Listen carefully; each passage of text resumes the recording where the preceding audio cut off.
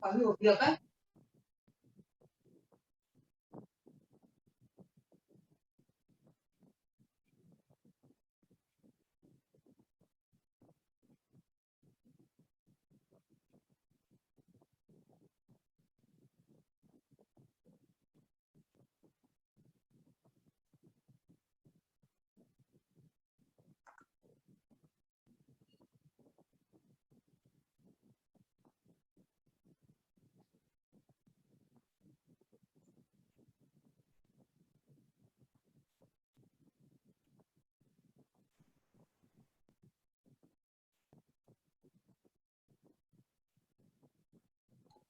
Good afternoon, Professor.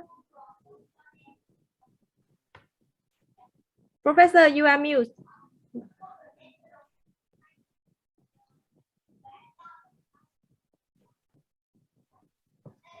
That's it.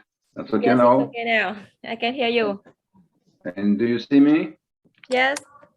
Okay. And do you see the slide? Yes. Great. The first slide about advanced financial policy and diagnosis. Yeah, good in finance, yeah.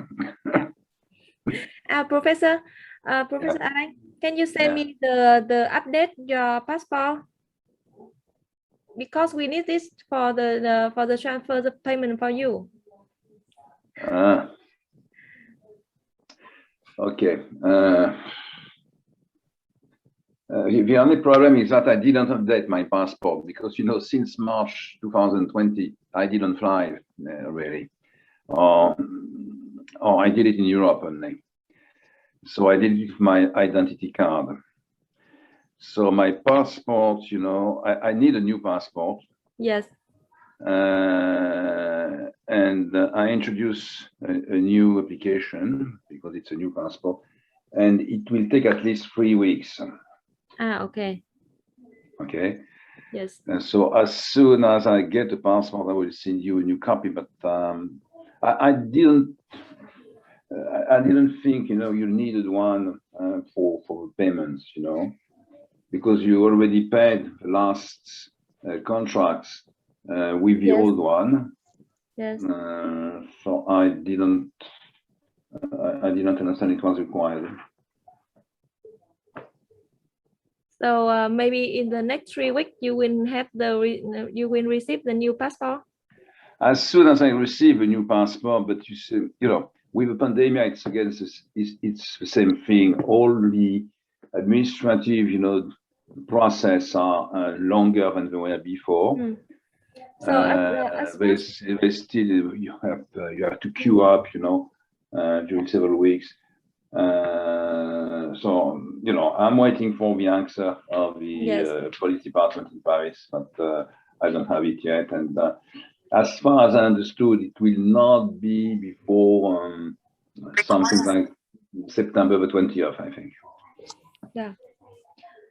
So maybe before waiting the new passport, can you send me your identity card?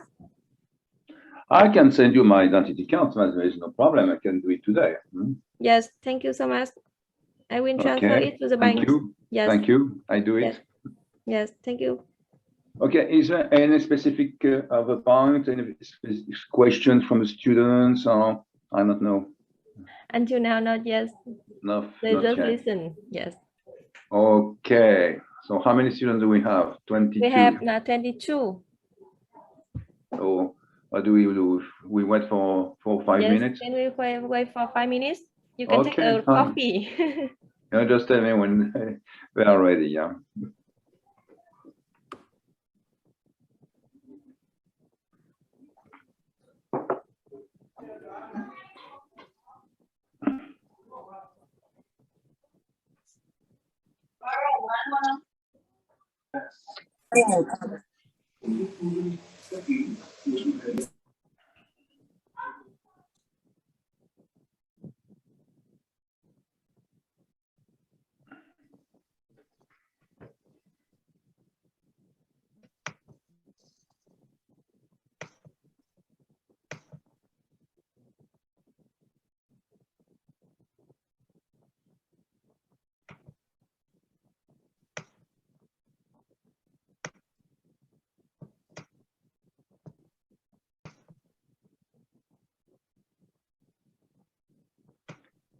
est-ce que ça...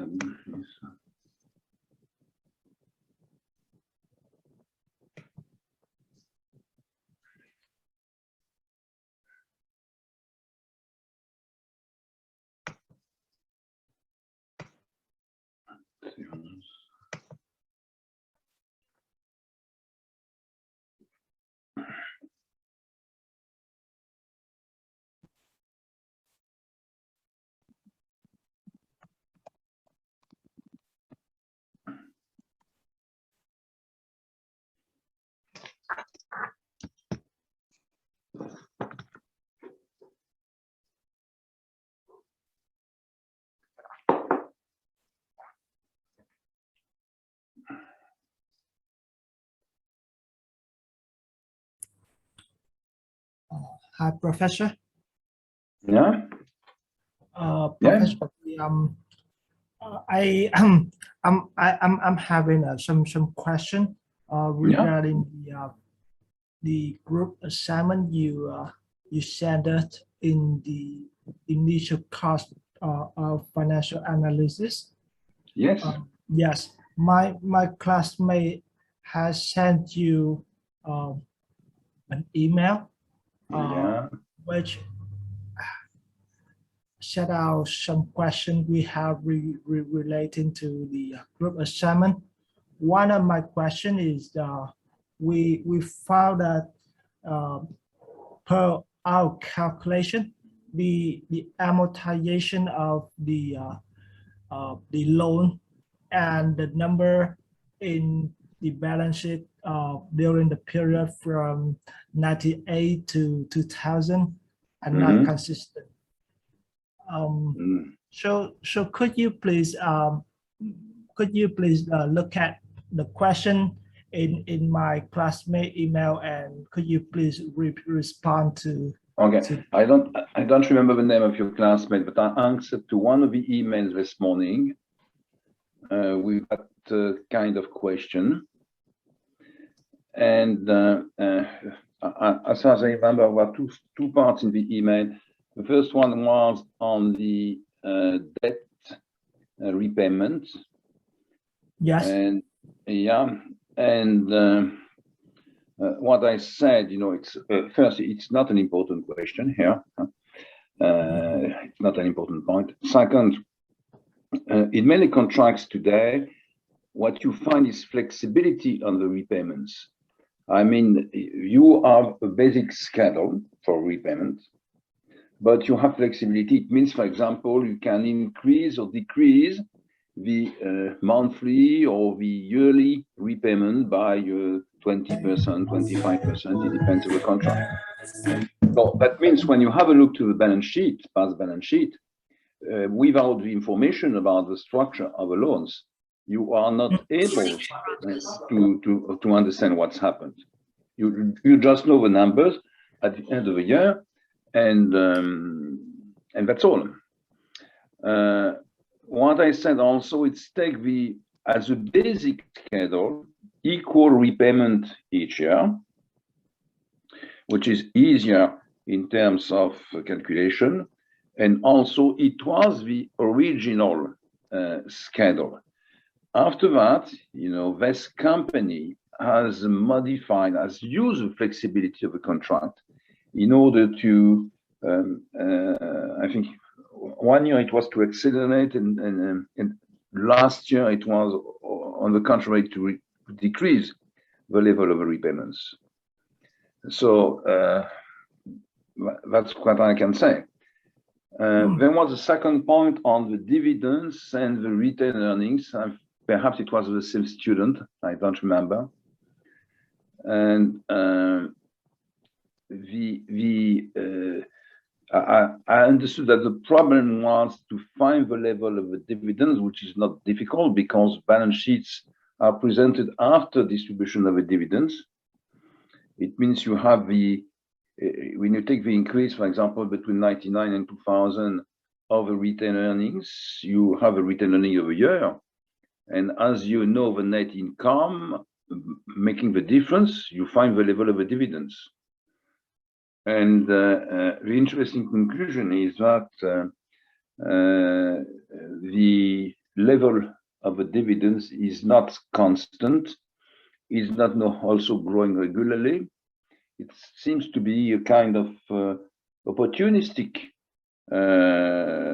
policy on dividend distribution, which means, in terms of communication with the market and with shareholders, it's not a very good policy, because all the research we have show that the stability of a dividend policy is a key point.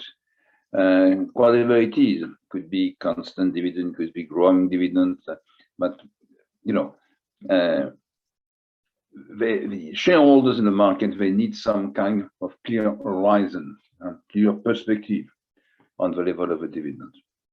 So that was my second answer, I think.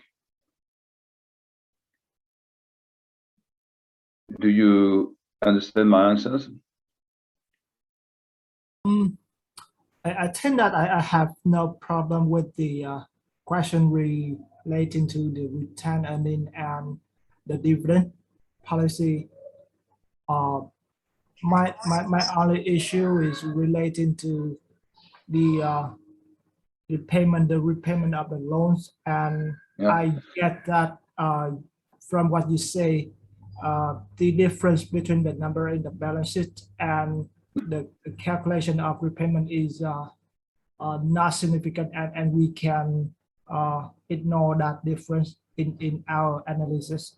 Yeah, I'm okay with that. but anyway, in many cases you find that kind of situation in balance sheet if you don't have the exact information on the repayments, because in many contracts today you have flexibility, even for when you buy your own house. You have a contract. It's for example equal annual repayment, and after that you have flexibility of repaying more or less than the schedule, than what is forecasted. There's a limit, of course, but that means if you try to find the reasons of the increase or decrease in the balance sheet of the debt at the end of the period, it's very difficult. Yeah. Okay. Got it. Thank you. Okay, Lynn, we can start now. Or? Yes, we can start now, Professor. 34, yes. 34. Yes. 34 students. That's not so bad at the time, Okay. So, good afternoon, good evening, everyone. This is session 2 today. We still use the same slides for the second session. Remember what we did yesterday, and this is on the slide here. I went for the syllabus. We have a look to two, in fact, exams. We discussed about the lectures and references. We had a look to the financial planning architecture, which is one of the main points of that course. Said a few words back on biotechnology, and spent large part of the time available on investment decision process. That's what we did. It means in terms of slide, because you have the whole presentation here for the first sessions, we went up to slide number 9. It was the last one, okay? And at that, after slide number 9, I went through 3 questions coming from past exam. So I will start today with another question first. So we will move back to the other set of slides in a minute.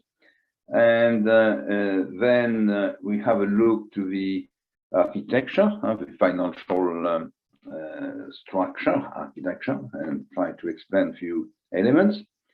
And then we'll come back on slide number 10 and go into the slides, the following slides, dealing with the cash flows, dealing with the repayments, dealing with the debts in general, and then with hybrid products and a few questions. That's what we will do today. So I will try, because it's always very risky, you know, I will try to move to the other set of slides I used yesterday, which is here.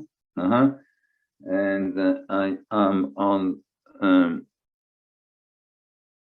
the exam for June 2019. So I hope you see now these exams for June 2019. You see that? Yeah. Let's try again. So I hope you see the exam, June 2019 final exam. You know, if you don't see the exam, just tell me you don't see the exam. I will try to improve the quality of the presentation. So what I want to do before going further, you know, it's to deal with the question, which is question number 1, part 1. It should be in front of you. It's the first question on that page. And the question is about investment. And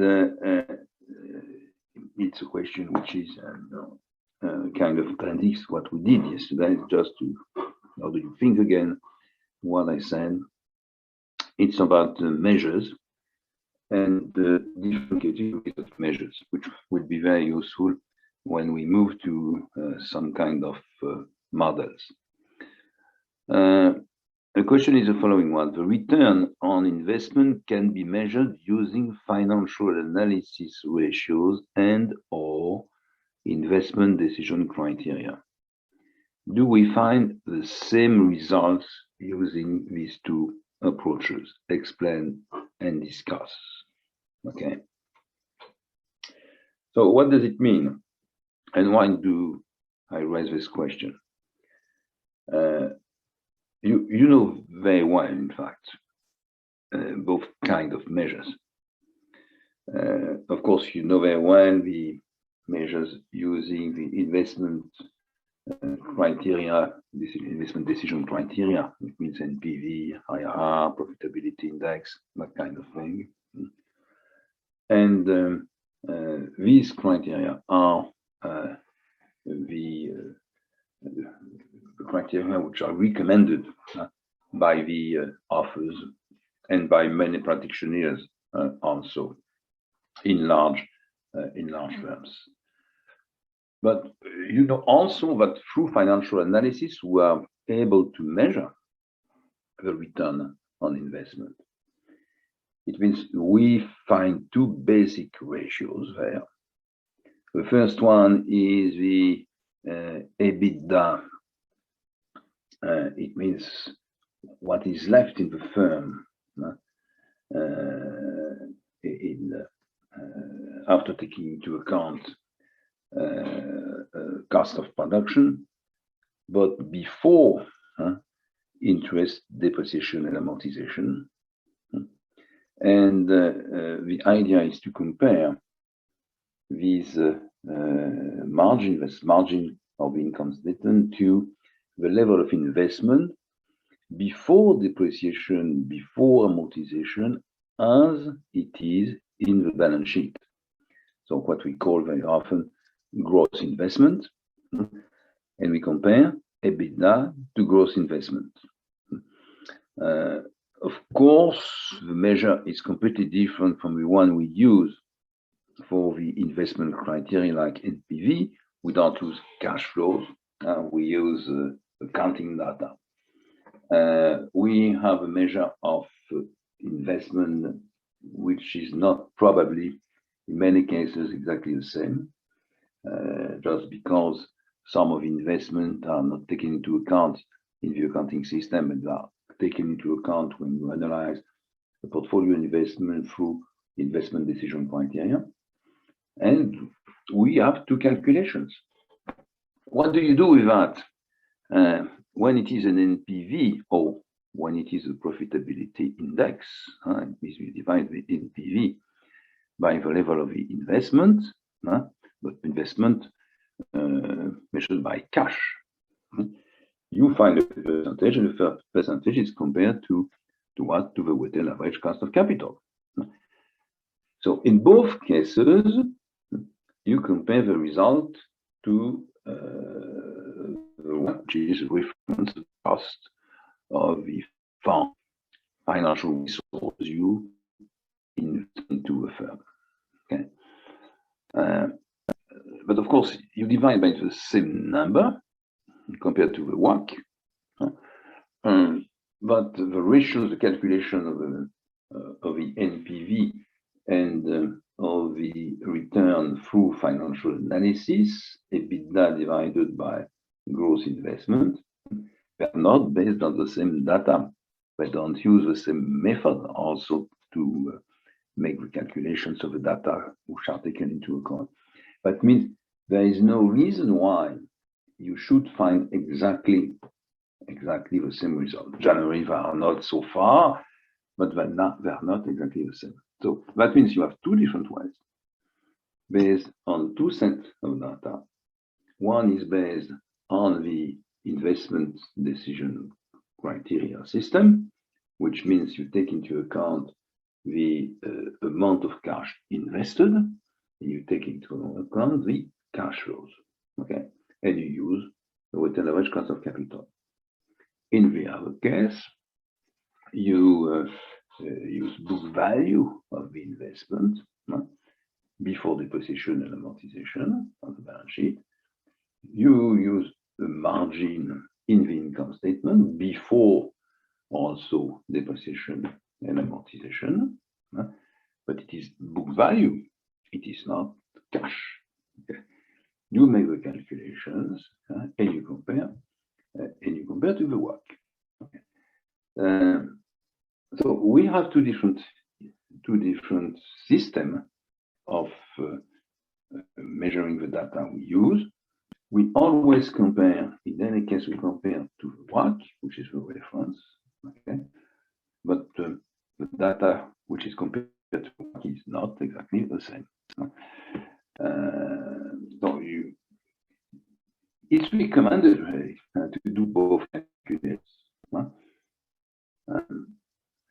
Even if on a scientific basis, we believe that the decision criteria using NPV and profitability index are better in terms of quality of the measures.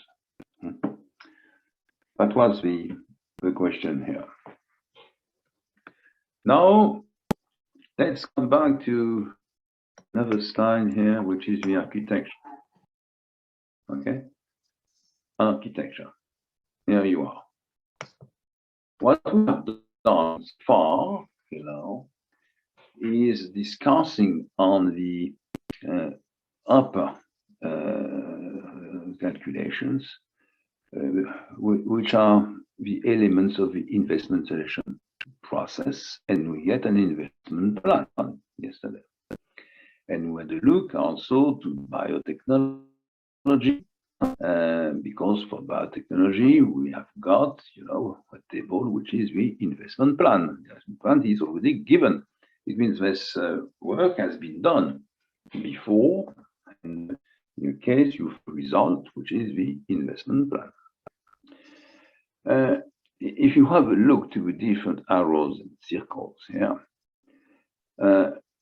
what else do we need right now? We need two main elements here. The first one, between the investment selection process here and the financial plan, is the payment, is the debt payment table. It's just a question raised by one a few minutes ago. We need to understand what happened with the debt policy, okay, and what has been repaid, and we will calculate or estimate, the amount to be paid in the year to come. So, debt payment is for 5 next years, 2005, you know, the basis of what I prepared before. It means we know the level of the debt contract, and we have some good knowledge of what has been paid. So we have good assumptions, good hypotheses for this investable. One point is very important is that you don't integrate the interest at that level. The interest are part of the income statement. So it is at the bottom on the left side. We have to deal with the forecast of the income statement, and in these income statements, of course, we will integrate the interest which are supposed to be paid on the accumulated debt at the end of 2000.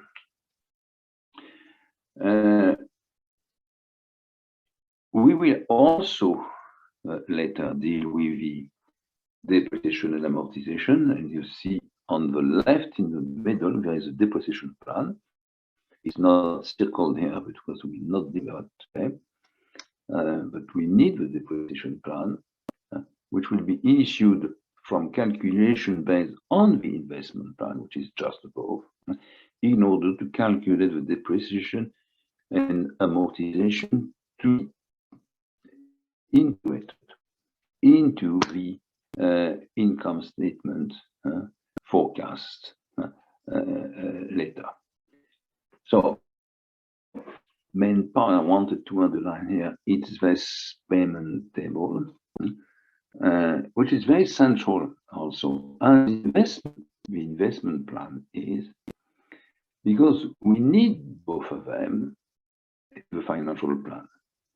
They are the two main elements to be incorporated in the financial plan. They are the main cash outflows. They are cash outflows. You have to pay for that. The biotechnology will have to pay, or any firm will have to pay. So we need these two elements.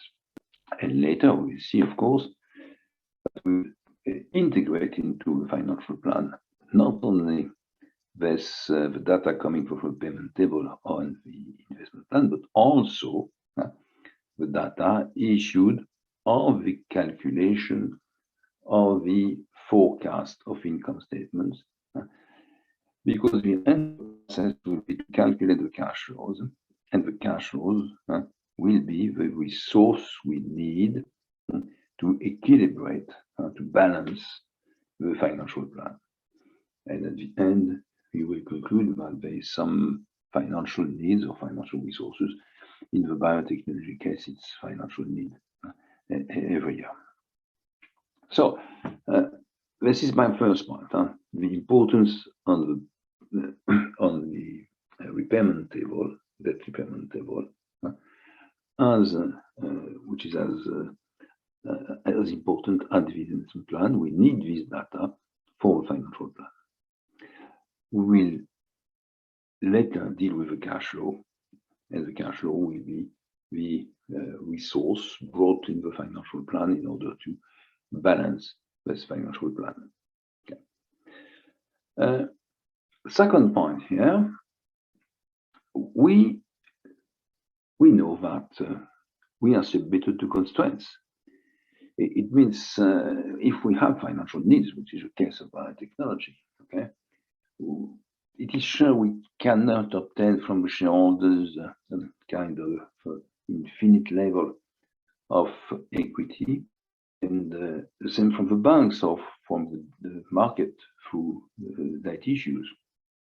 We have limits, and the first measure, at least, of these constraint limits can be obtained through financial analysis.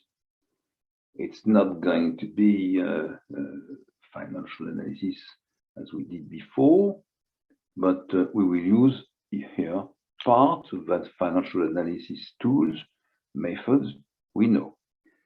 The first problem will be to measure liquidity and solvency.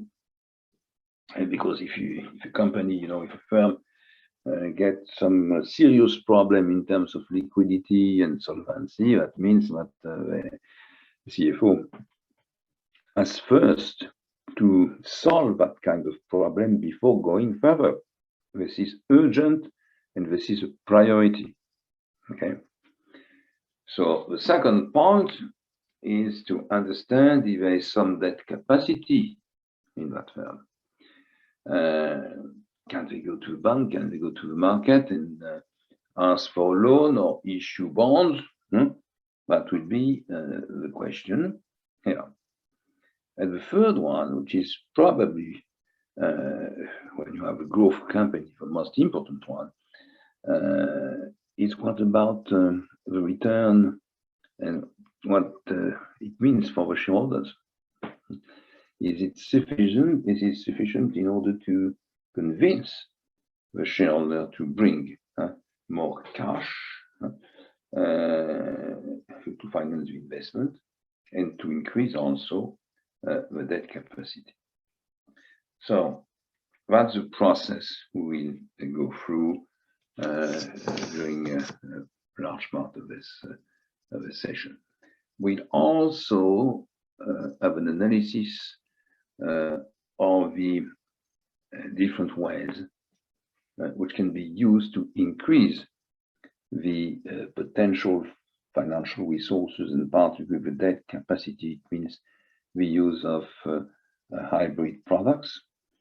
We see also that some of them can be used to get equity without losing the control of a firm.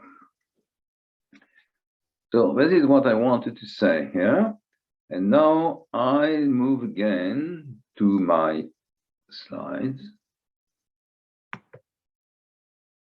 It means to the 93 presentation. That's it. If you accept to do that. So what?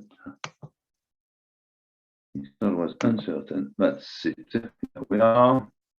And I was, in fact, here. I went yesterday through the 10 first slides of this presentation, 93, which means now I move to slide number 11. Okay. So what do we have?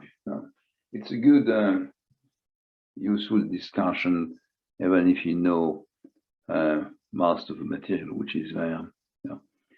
I just said we have to go through financial analysis and to use our tools and methods already studied in the preceding course. We need to have an opinion, to get an opinion on the liquidity and solvency situation of the firm. And we have here three elements, 1, 2, 3 on the side, on how to do it. So it's a good summary, even if it is also summary of what we did last time. First, we have historical measures, which are very often used. If you go back to financial analysis chapter, I think as a number, it is page 45 of Burke and DeMarzo. You find the ratios which are here presented. The first one here is the current ratio, which is current assets over current liabilities. Remember when you say current ratio, current assets, it means you incorporate in current assets your inventories. And the ratios and the comparables can be very different, in different economic sectors, because the level of the inventory compared to the size of the balance sheet to the level of sales is very different. And it is very different because the production process and sales process are different.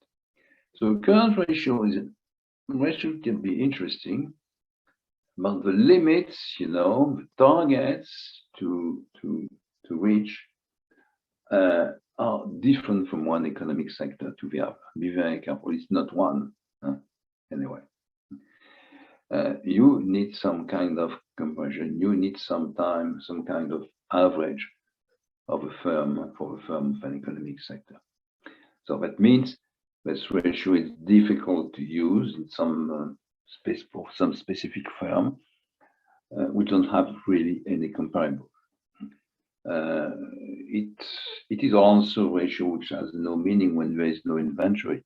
It means the current ratio is replaced by a quick ratio in that kind of situation. So that means the quick ratio, it's a more general ratio which can be activated and used in nearly all the cases you will find. And you compare, on the one side, the cash and short-term investments, accounts receivables, and on the other side, the current liabilities. Okay, in the to providers, to the tax system administration, and also to the staff, plus the short-term loans obtained from the banks. And generally, the idea is that the quick ratio should be of more than one.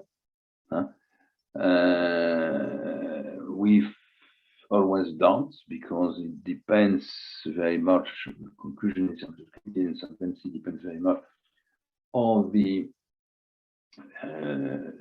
length of the credit obtained from the providers and given to the customers. Now you have to be careful about that. If they are longer for the customer than the provider, you have to check what could happen in terms of liquidity. If also there is a cycle for seasonal activities, for example, you have to be very careful in the analysis of a ratio. But anyway, it's a good ratio and it's generally used for nearly all the firms you will find. You have, of course, the cash ratio, and cash ratio is to compare cash and current liabilities. Are you able at the end of the month to pay for all the short-term debt you find? You have a cash necessary to pay. That's the question raised. Don't forget that for each ratio, and this is particularly true here for liquidity and solvency, you have a question. When you don't have a good question behind, it means a problem to solve. It means that the ratio is not useful. This is the historical measures. Now you have what we can call more modern measures, and modern measures use the income statement data mainly, and very often they are called coverage. It's coverage of interest, of course. And you find two ways to make the calculation. First one is EBIT divided by interest expenses. The second one is EBITDA divided by the same level, same number of interest expenses. And the question is, in fact, could be raised another way. What is the percentage of the EBIT to the EBITDA which had to be given to the banks in order to pay for the loans each year, and what is left for doing something else? It is clear that if you have something like 10% of interest compared to the EBIT or the EBITDA, it's better than to have 30%. Okay. Generally, it is accepted that we use more EBITDA compared to interest expenses than EBIT to interest expenses. Just because you have a problem between them, these two ratios of the depreciation and amortization, and of course, depreciation and amortization has nothing to do with cash, and the idea is that the ratio you use is cash-based. Okay, so the EBITDA on interest expense is probably, if you have a look to the analysis, is more often used than the EBIT of the interest expense. The third ratio here, the third point here, after the historical and after the modern measures, is about empirical results. Empirical results, and we are looking for one or two ratio or formula or an equation, you know, which can give you something perhaps better in terms of quality, in terms of comparison, than the preceding analysis.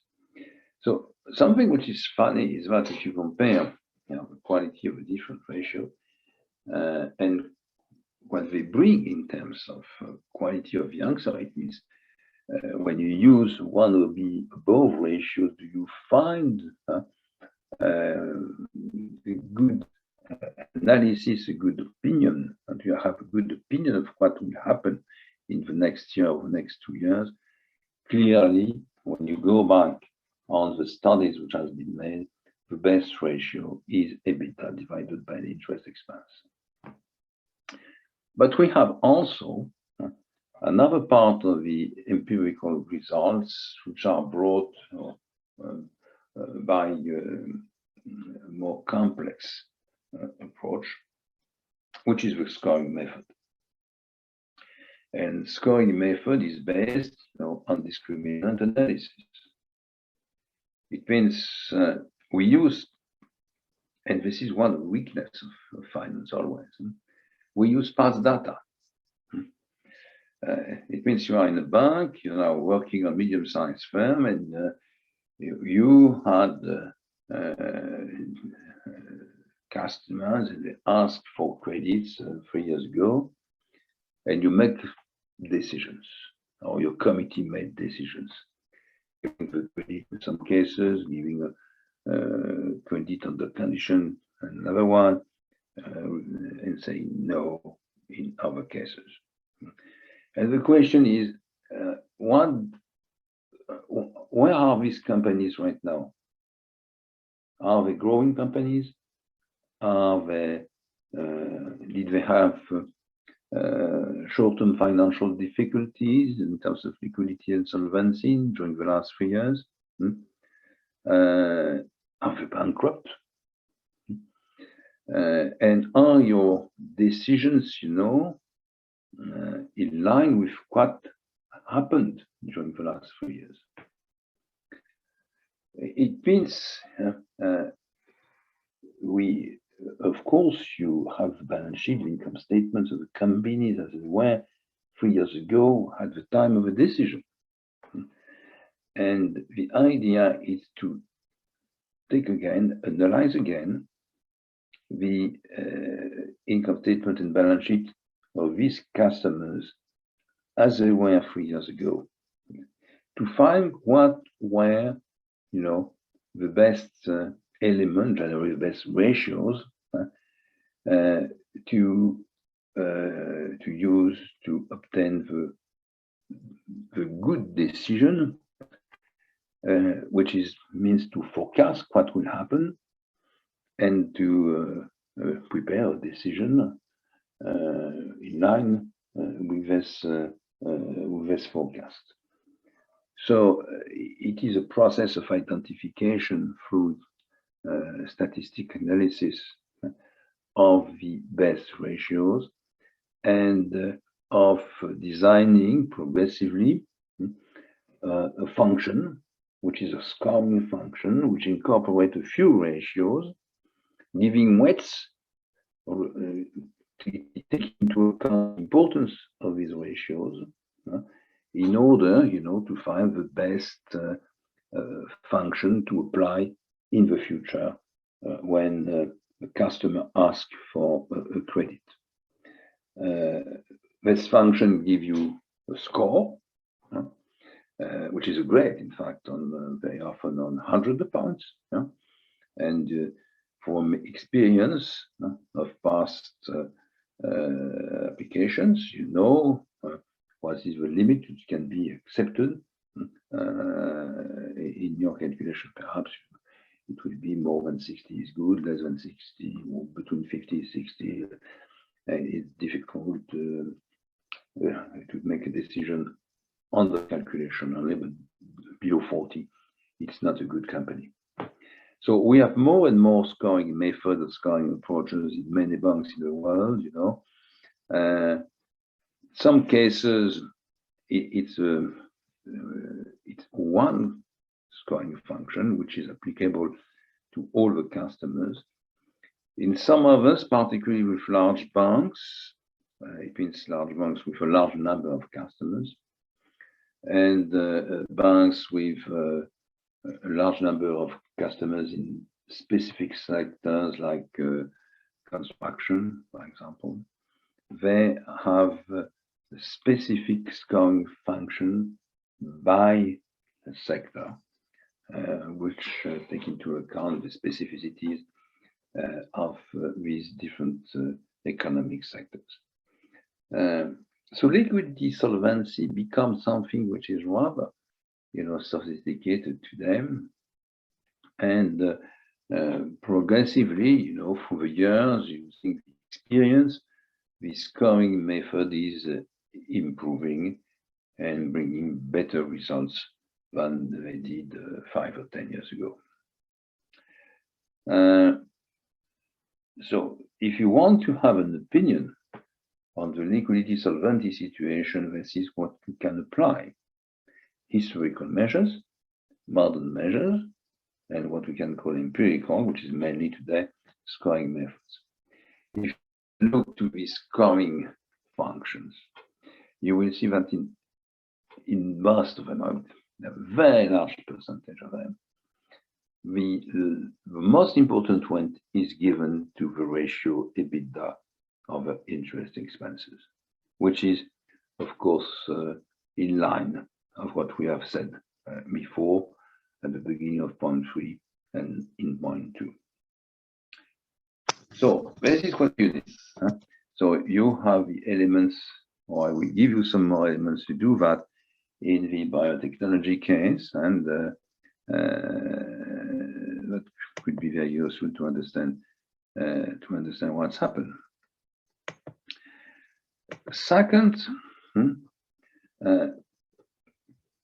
if you say yes to the question on liquidity and solvency, yes means this company has a situation of liquidity and solvency which is such that the risk is limited. Risk for the company, risk for shareholders, risk for the bank, for lenders, okay? Which means we can go further in the analysis of financial plan, in the financial needs, and analyze the returns and the debt capacity, what it means. So what you will find now is a discussion on the returns. And remember that on returns, you have two main elements of measures. The first one is what you find in the development. They are classical measures using accounting data, book value data, okay, based on the hypothesis of the design of the accounting systems. And among these calculations, you find generally, 2 or 3 elements. The first one is a return on equity, ROE. and you will see that in the design of financial policy, this is generally the measure number one for returns, return on equity, which means the higher the return of equity, the better it is. So you know that the return on equity you calculate, should be compared to something. And here you find a return on equity in biotechnology, which are high and increasing regularly. Okay. The question is, what do you do when you find something like 40%? We say, okay, 40% is high, so that's great. That's very positive.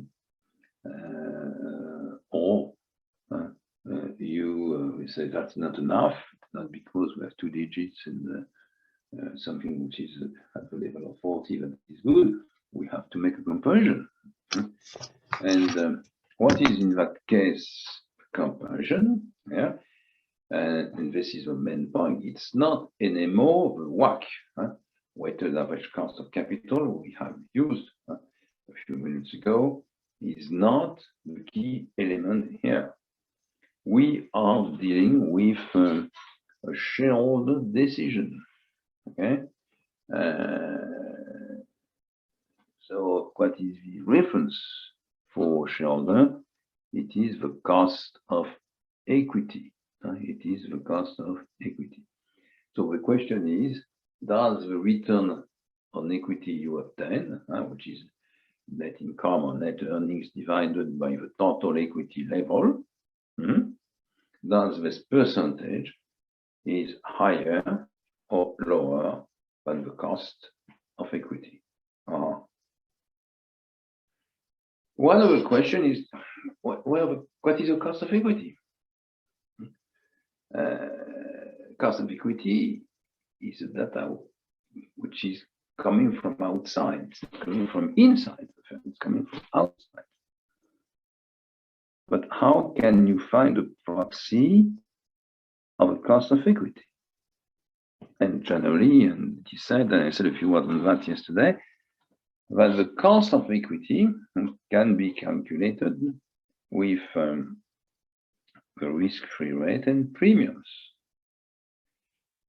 It means at least you have to offer to the shareholders, of the investors, a return which is higher than the risk-free rate. If you offer the same level than the risk-free rate or lower than the risk-free rate, it's much better for the shareholder to buy bonds issued by the state, and it is safer, probably. So it is a risk-free rate plus something, but plus what? Plus 2 premiums. The first premiums being the business risk premium. And that is what I said yesterday. Of course, the business risk premium, which is very different from one economic sector to the other. It's also generally an increasing premium with decreasing premium with size of company. It means it is lower for large companies than it is for small and medium-sized companies. And in terms of economic sector, it is clear that it is lower for food industry or for the distribution sector than it is for the car industry, for example, or the airlines, which are much more risky, as we know. Okay, car industry, it's normal economies. I mean, when I say normal, it's without crisis like the pandemic. It is you see cycles, and for the airlines are depending. Business is depending on the demand, and the demand is connected mainly to the GDP first, but after that to different kind of crises which can occur: economic, financial, currency, health, and so on, wars. So the business premium is very different from one economy to the other, and it's generally, smaller for large companies, diversified companies, diversified large companies in terms of countries and in terms of operations, products, services. Okay. So this is the first premium. The second one is a premium for what we call a financial premium, which is based on the risk of a company in terms of finance. The question being, what is the probability for the firm to be bankrupt, to be unable to pay the debt, to pay back the debt, and to pay the wages, and to pay the providers in 1 year, in 2 years, or in 3 years, and so on. Okay, so this probability is different from one company to the other, depending on their financial structure, on the recurrence of the cash flows, and this is translated into a percentage of premium. That means the cost of equity can be calculated, adding 3 elements: the risk-free rate, the business risk premium, and the financial premium, which depends on the solvency, liquidity position of a firm. You understand also you can use scoring techniques, or you can use for large companies, if it is known, the rating given by agencies to find the premium for financial risk premium. And in fact, what you find on the market is that the interest rate for a company depends of the rating given by agencies, which depends on the risk to be bankrupt. So we calculate the return on equity. It has to be maximized, but it should be compared. And you will see in the case that we have some information which can allow you to make a decision and to decide if the ROE is sufficient or not. Another way to do that is to make a calculation of the EBIT on sales. It means it gives you a good measure of the resilience of a firm, because you have a measure of the return on the operations without taking into account other elements which are financial based, which are also based on the rules, which are tax rules or accounting rules, like, for example, the depreciation system. So another way is to try to find some measures coming from the inside of the income statement with a segmentation between, the operational part and the financial part. This is point number one. Another way to use is to say, okay, that's nice, all these measures, but they are still depending, on proxies, risk premium, or the accounts of the firm, if it's on book value.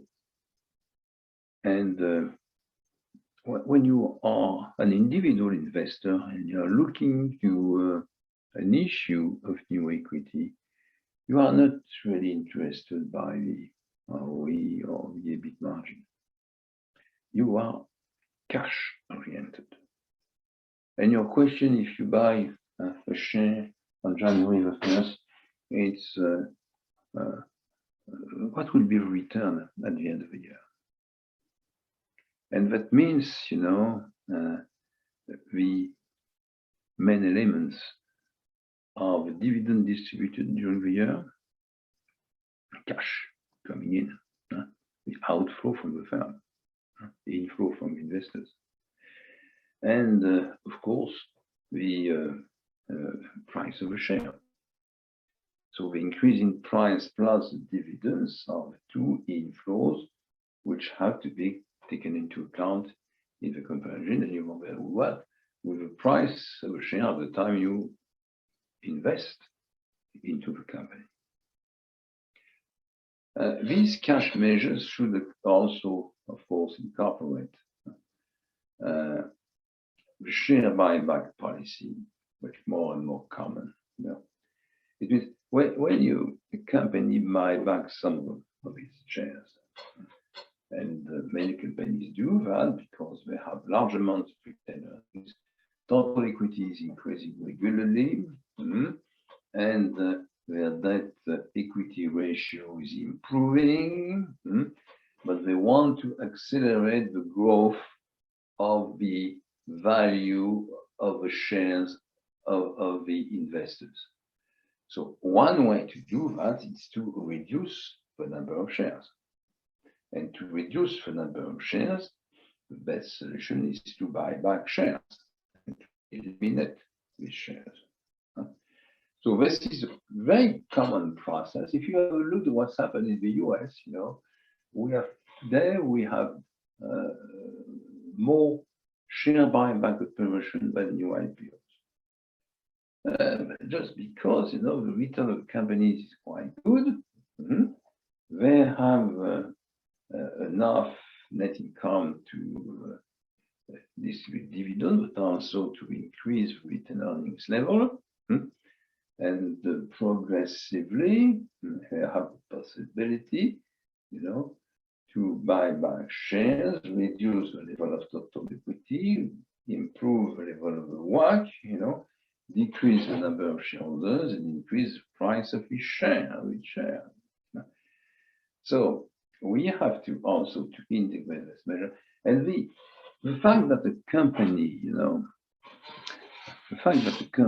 developed a share buyback policy is a very good signal of this high quality return and of the expectation of the CFO and CEO that in the next future, the next few years at least, they will have enough equity to finance the investments.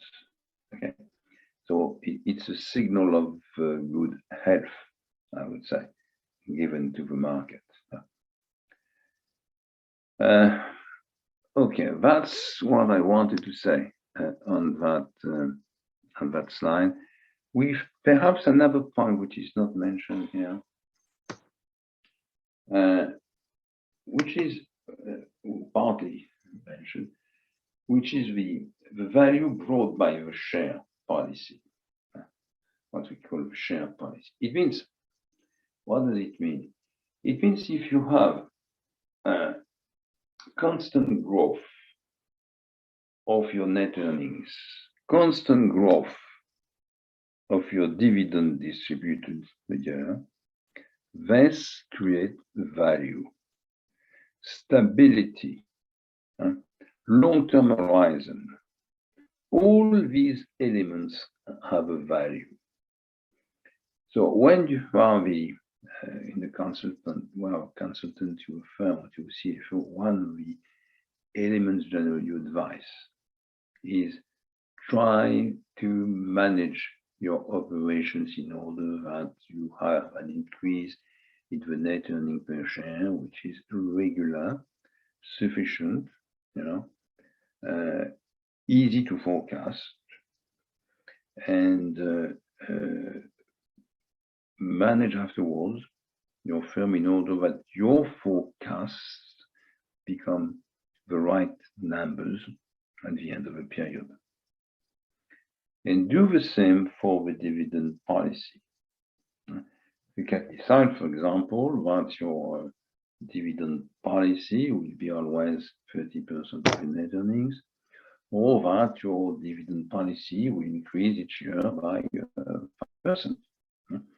But try to have a policy, to share this policy with the market and the shareholders, and of course to try to apply this policy. Stability, visibility, recurrence,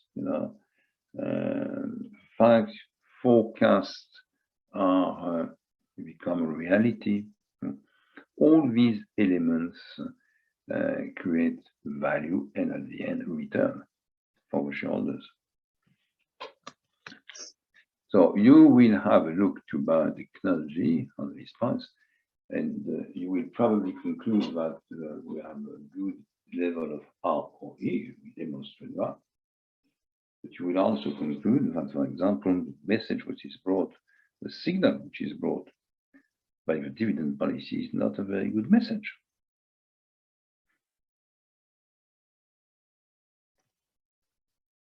Okay, so I move to the next slide.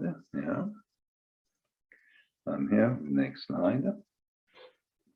And on this next slide, what you see here, what you see is the first element of financial analysis to apply in the case you deal with a financial policy. Okay. It is a problem of debt capacity. And if you remember that, we went through and we already discussed that one. So I will summarize what you need here to make the calculations. The first element, is one of the main ratios, or the main ratio which is used, long and medium term, of course, financial debt, long and medium financial debt, medium term financial debt, compared to total equity. This is what we use. Remember that this should be done on a balance sheet after you have integrated the retained earnings of the year and distributed the dividend, not before, after. Okay. So you can do it easily, for example, in biotechnology, because balance sheets are presented after distribution of the dividends with the integration of the retained earnings, long and medium financial, medium-term financial debt, on the total equity. In the total equity, you integrate the retained earnings of the year. Okay. The main question here, there is a main question and a less important question.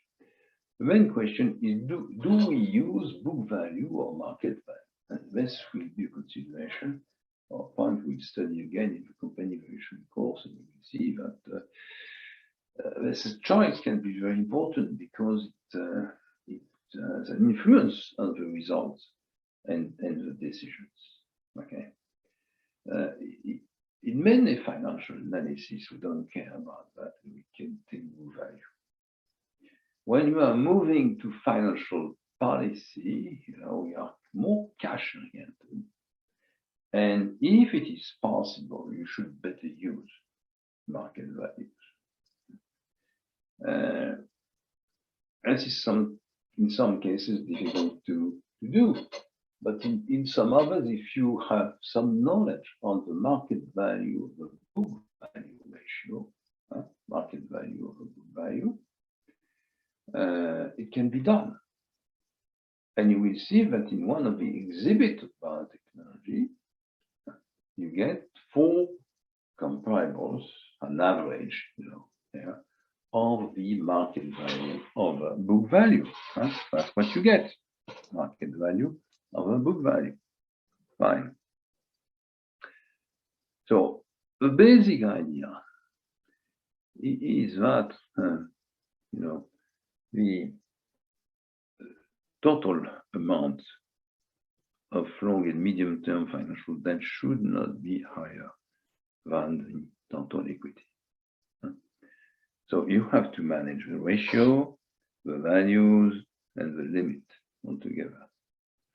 And with this ratio, you can calculate easily, a debt capacity according to this ratio, means according to the financial structure of a firm. And you will see that in the biotechnology case, the limit is there.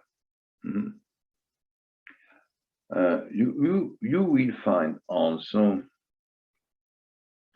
other ways of making the calculation of the debt equity ratio, and one of them is 0.2 here. And of course, the references are not the same, the limits are not the same, but at the end, generally, the conclusion is nearly the same. You also know that the debt capacity is not based only on the structure analysis, but also takes into account another data, which is the cash flow. And we compare, in fact, the debt level, the accumulated level of debt, and the cash flow, present and future, in order to understand if a firm is able to refinance or to pay back, let's say, the accumulated debt. So you have a limit of debt capacity, which is put by the structure. You have another one, which is also based on the cash flow. We know that.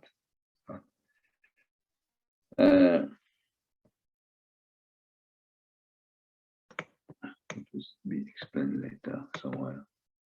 No.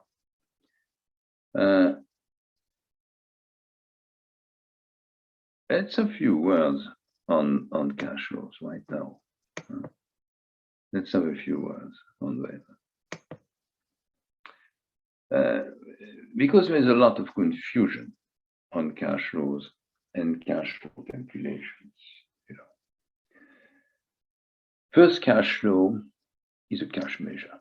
It's not an accounting measure. Even if we can make proxies of a calculation of cash flows using accounting measures. It means point two here that often proxies are calculated using the accounting data available. And we can have several cash flows which are used. And they are used for different reasons. For making or preparing investment decision, and this is what you know, what you have learned through the investment decision course. We need cash flows also in financial decisions, and this is what we will do here in biotechnology. And this is not exactly the same cash flow. And we need also cash flow to measure performance, which is, again, something a bit different. So you have different cash flows, but this is not for the pleasure to calculate cash flows. This is because some calculations, some cash flows are more adapted to make a comparison for an investment decision, or for a financial decision, or for a performance decision. So remember that there is not only one cash flow, we have several cash flows. Be very careful also to the names which are used, because there is no standardized name. It's not like in the accounting system. Cash flow, which is called operating cash flow or net cash flow, in one country can be different from the net cash flow for another one. So be very careful to what is taken into account in the calculation, particularly if you have to deal with international companies or subsidiaries in other countries.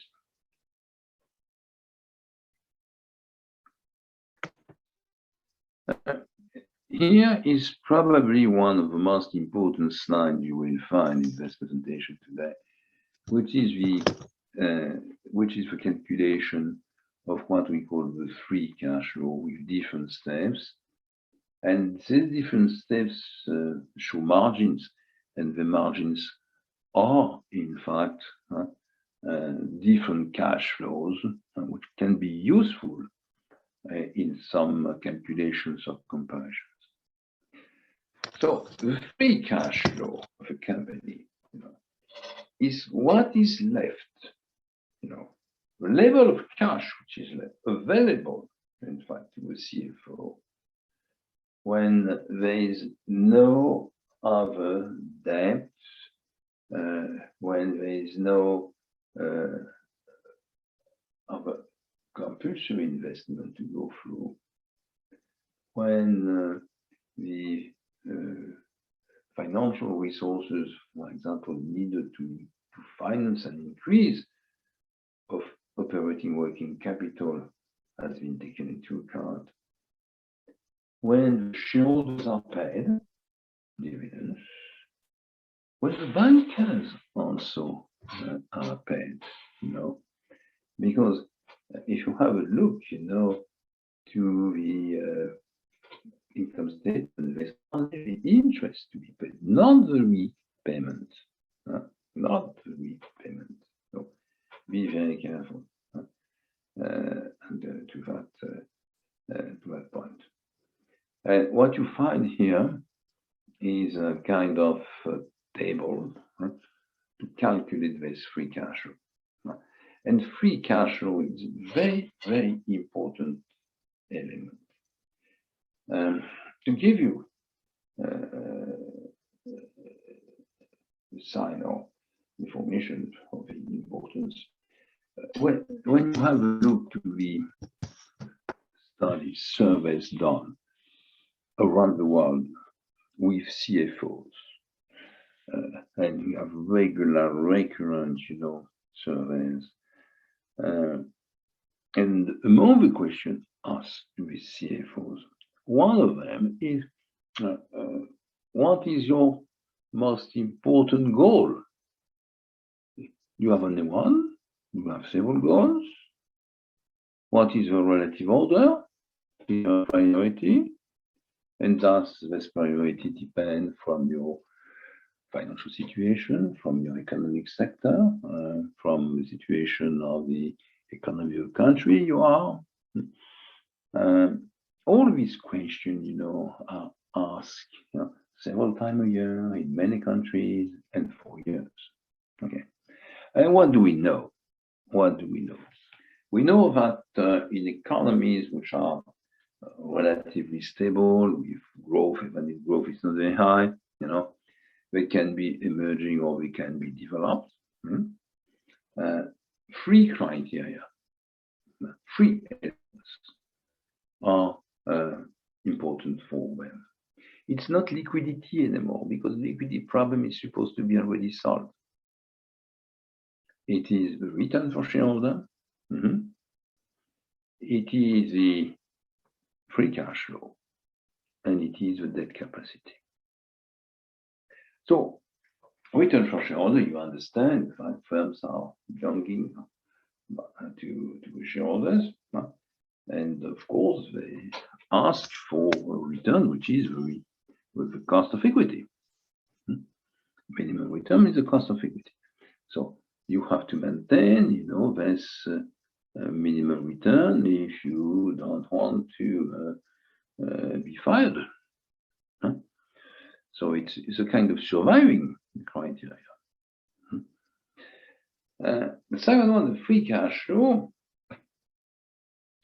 Remember that it is cash available in the hands of a CFO. That means with this level of cash, many different decisions can be financed. New investment, new research program, new acquisition, or even improvement of the quality, some ratios of a balance sheet with an acceleration of the repayments on the loans. It depends on your contracts, of course. Okay. So this is a kind of freedom zone, you know, for shareholders, for CFOs. This is also a kind of guarantee that they are hedging against future decisions. In many firms, you don't know what will be done in terms of acquisitions in 6 months from now. Acquisitions, I will see that in the M&A course. There are mainly opportunities. You size an opportunity. Of course, you get some idea, but you know, some of the targets you will want, you will like to buy, they are not available, and they will not be available for the next 10 years.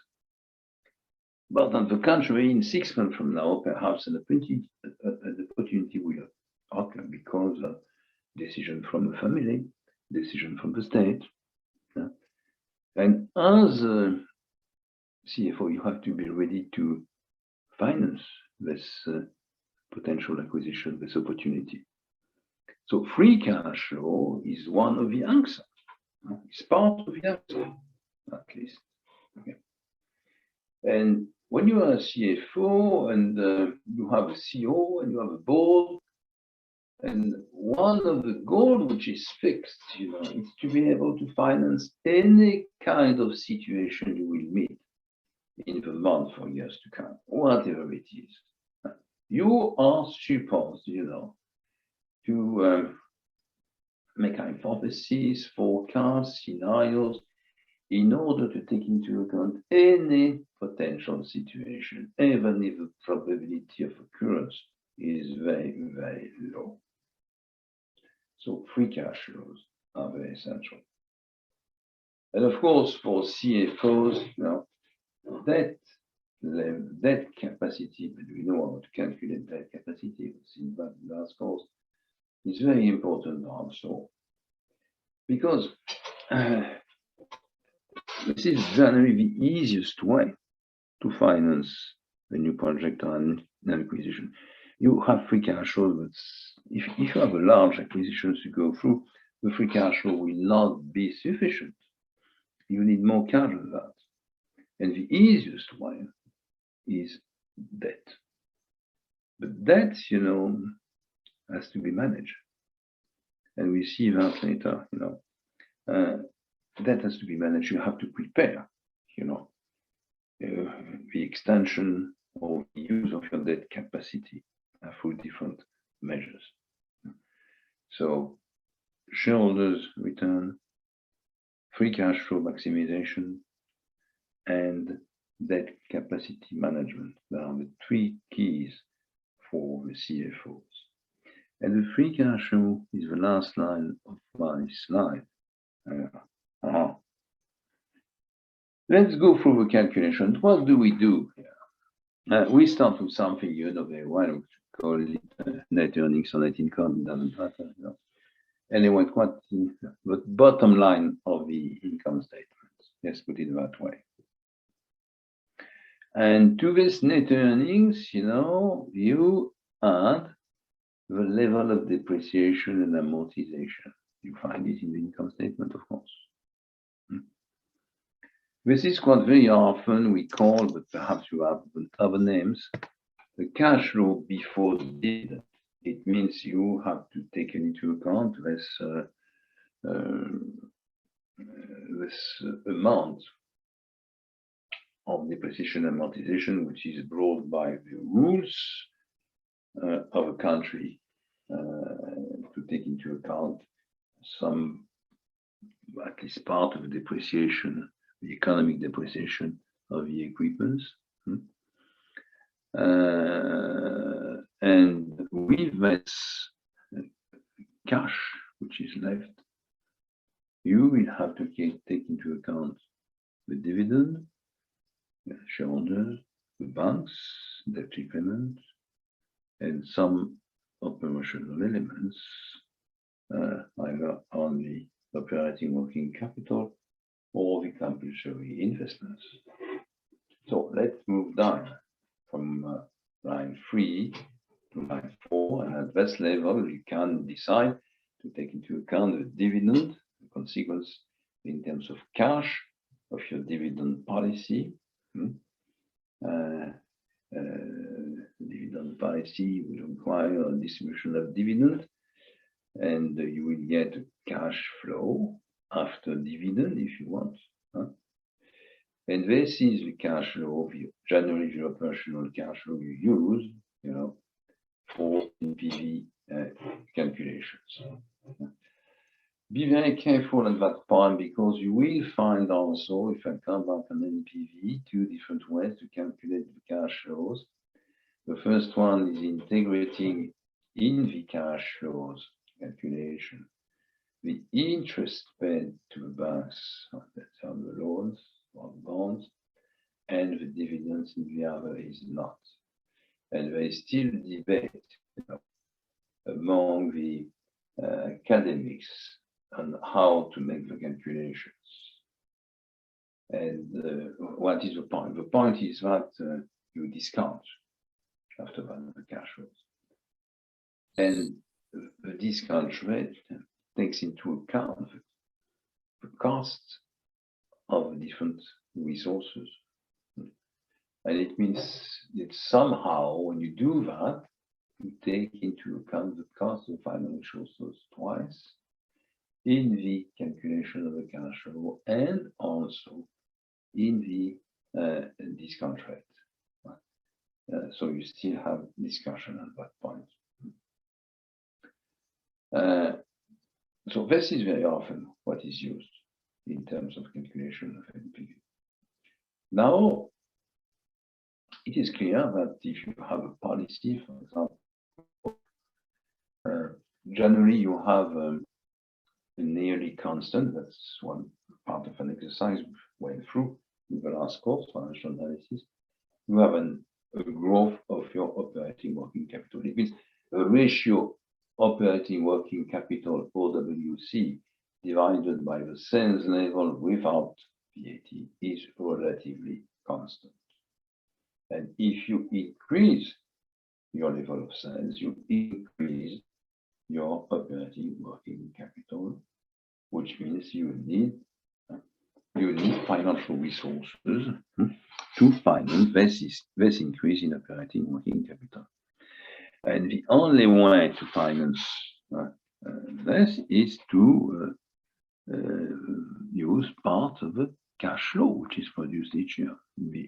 When you have 1 year, one given year, an increase in operating working capital is to be financed by the cash flow of a year.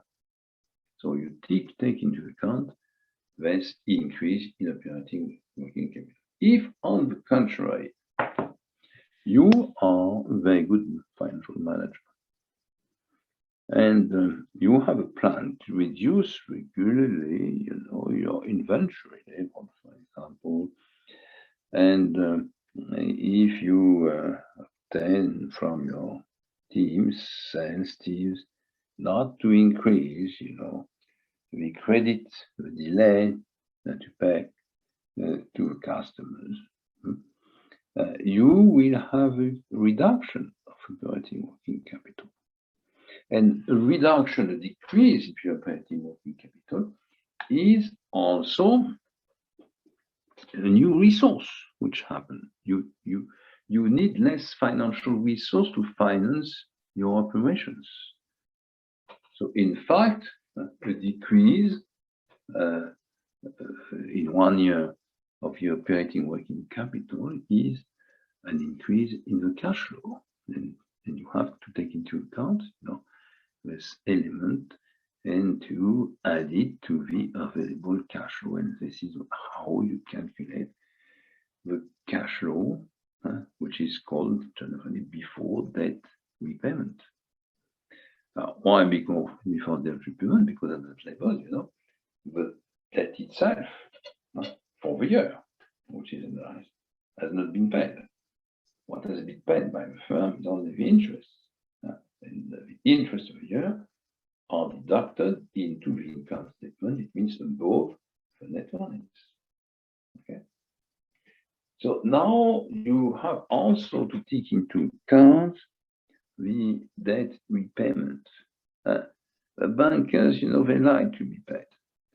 So they have been paid of the interest, yeah, but they have not been paid for, you know, the part of the loan which is supposed to be paid back in the year you're analyzing.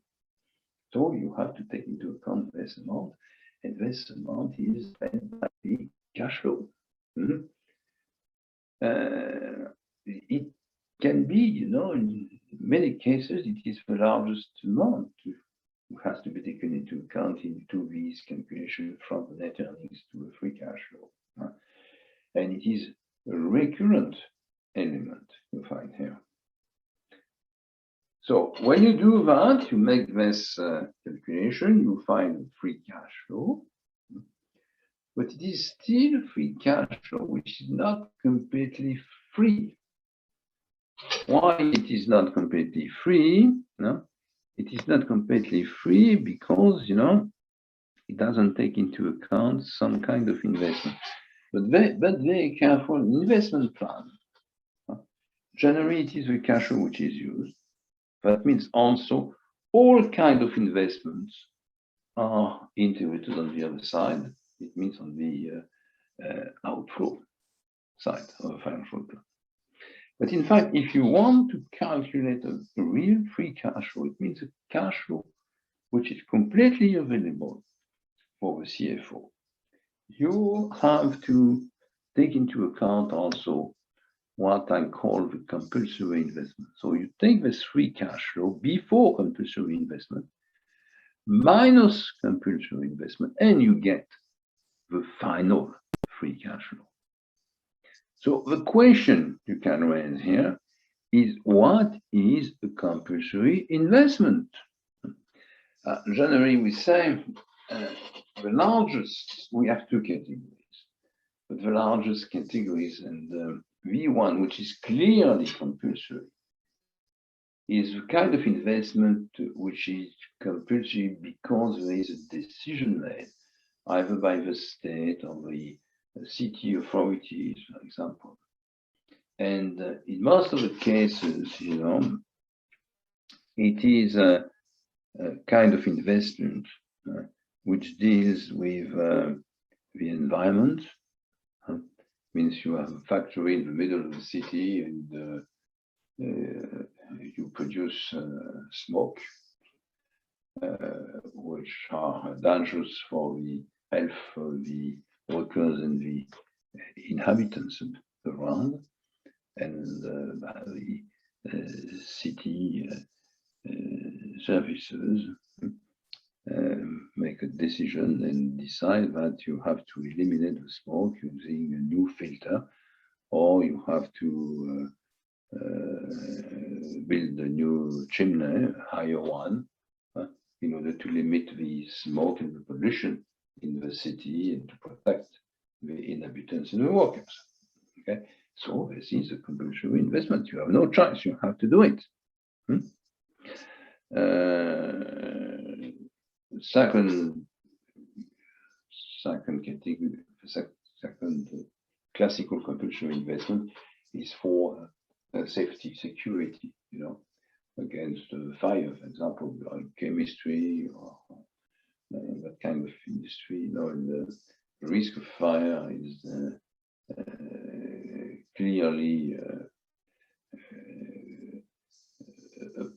a sub-product of the activity of a firm, of the plant, and it is also decided by the state or by the city that new walls or doors has to be built in order to protect, you know, to make more protection against the fire.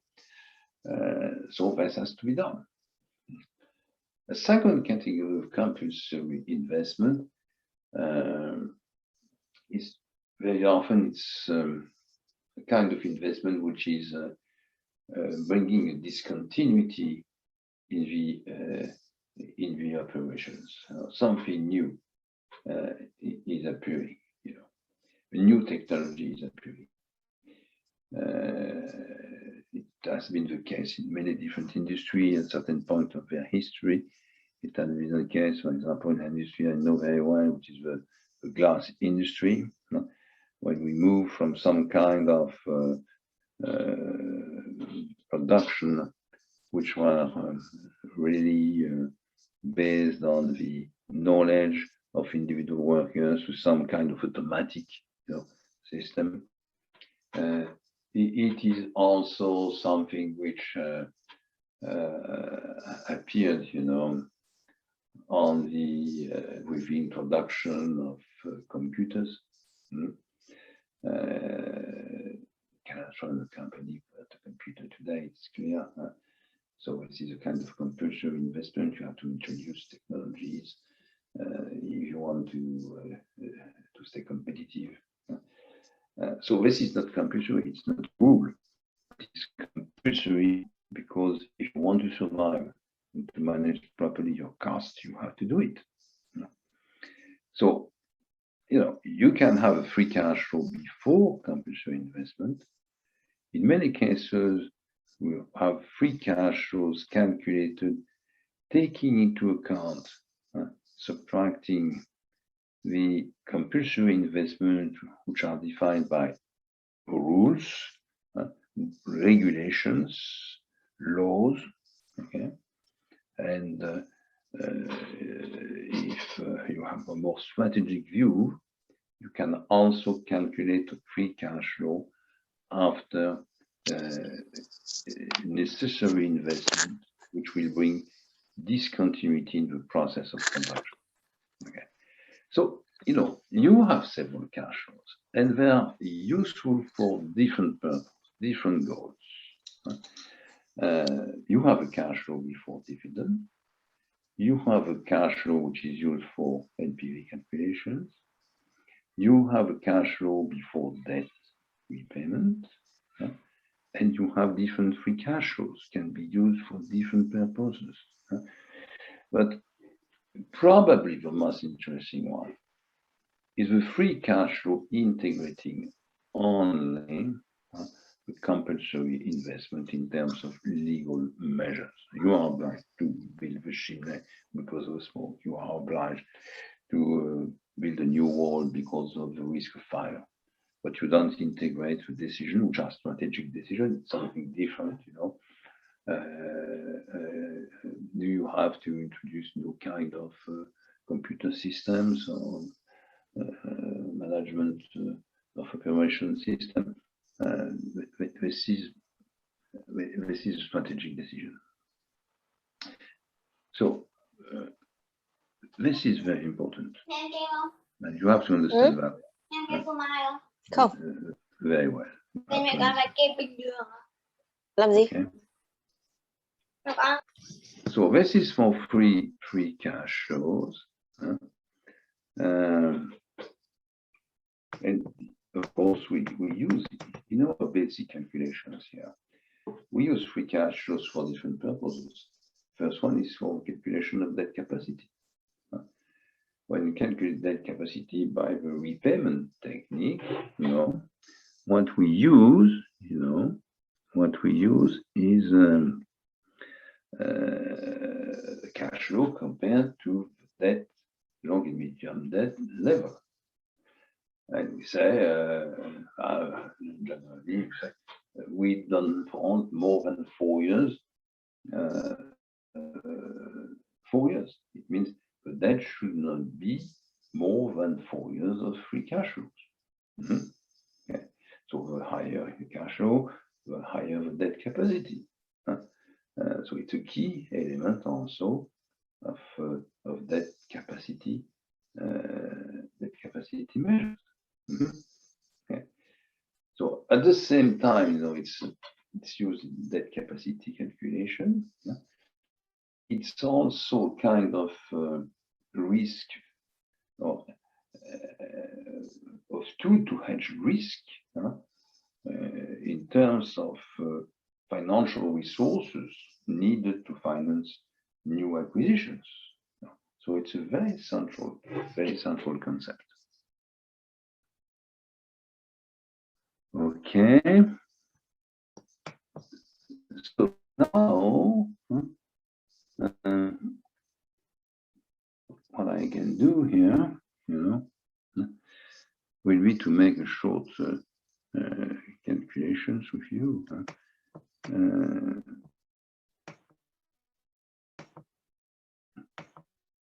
Short calculation,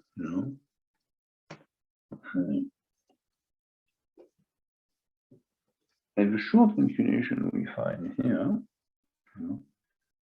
short calculation we have here, is a calculation taking into account different elements.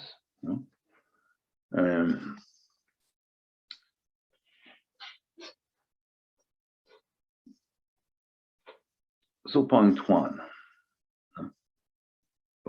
here. It's a very simple situation. We get here, in this example, medium and long-term financial debt.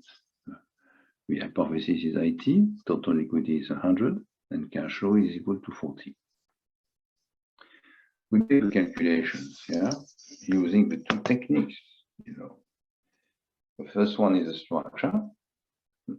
Medium and long-term debts divided by total equity, which is 80 divided by 100, equal to 80%.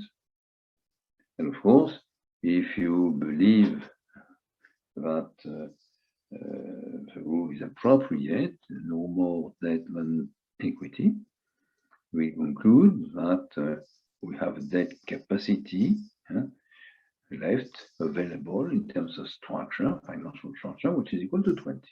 Okay. Now you can do the calculation by the repayment capacity. It means you compare this level of debt and the cash flow. You get 80 for the debt level, 40 for the cash flow. It means 80 divided by 40 is equal to 2. You have 2 years of debt capacity. That means in 2 years of cash flow at the level of the present cash flow, you are able to pay back the accumulated long and medium term debt.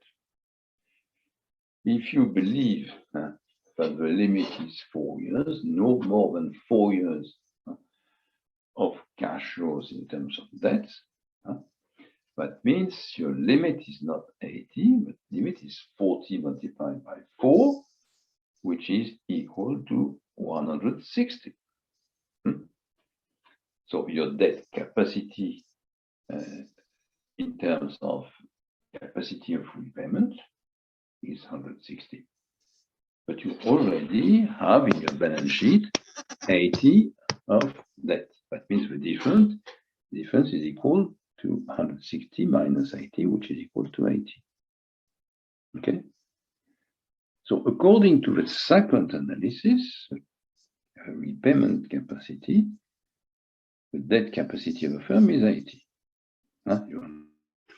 40 the level of cash flow, 80 the level of debt.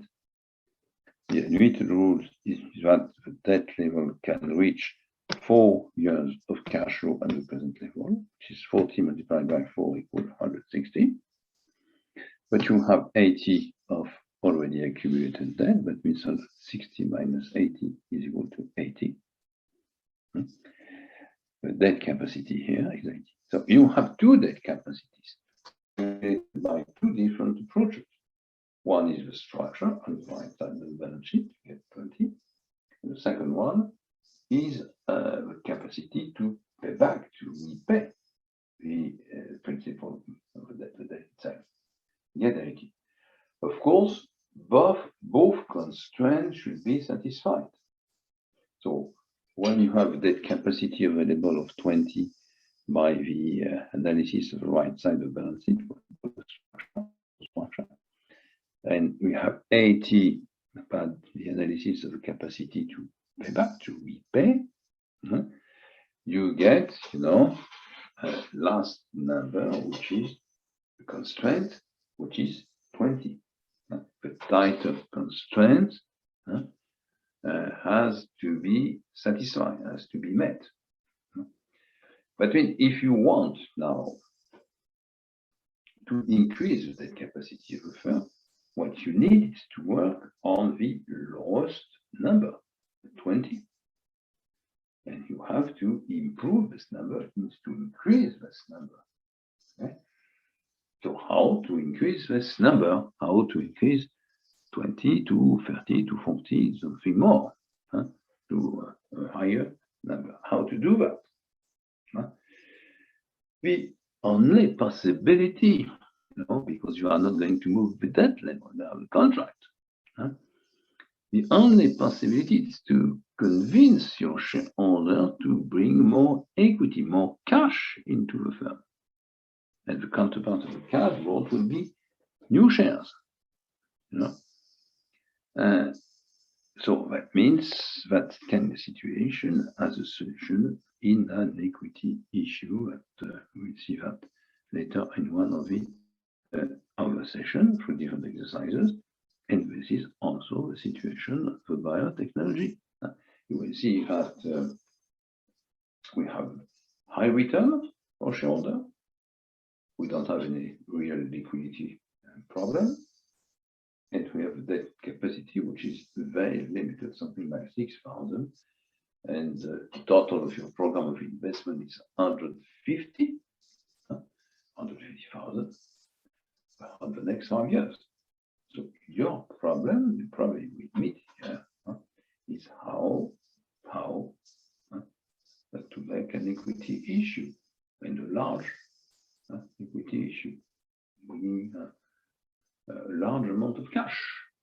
That will be the question. Do you think that the shareholders can be convinced to bring a large amount of cash against new shares?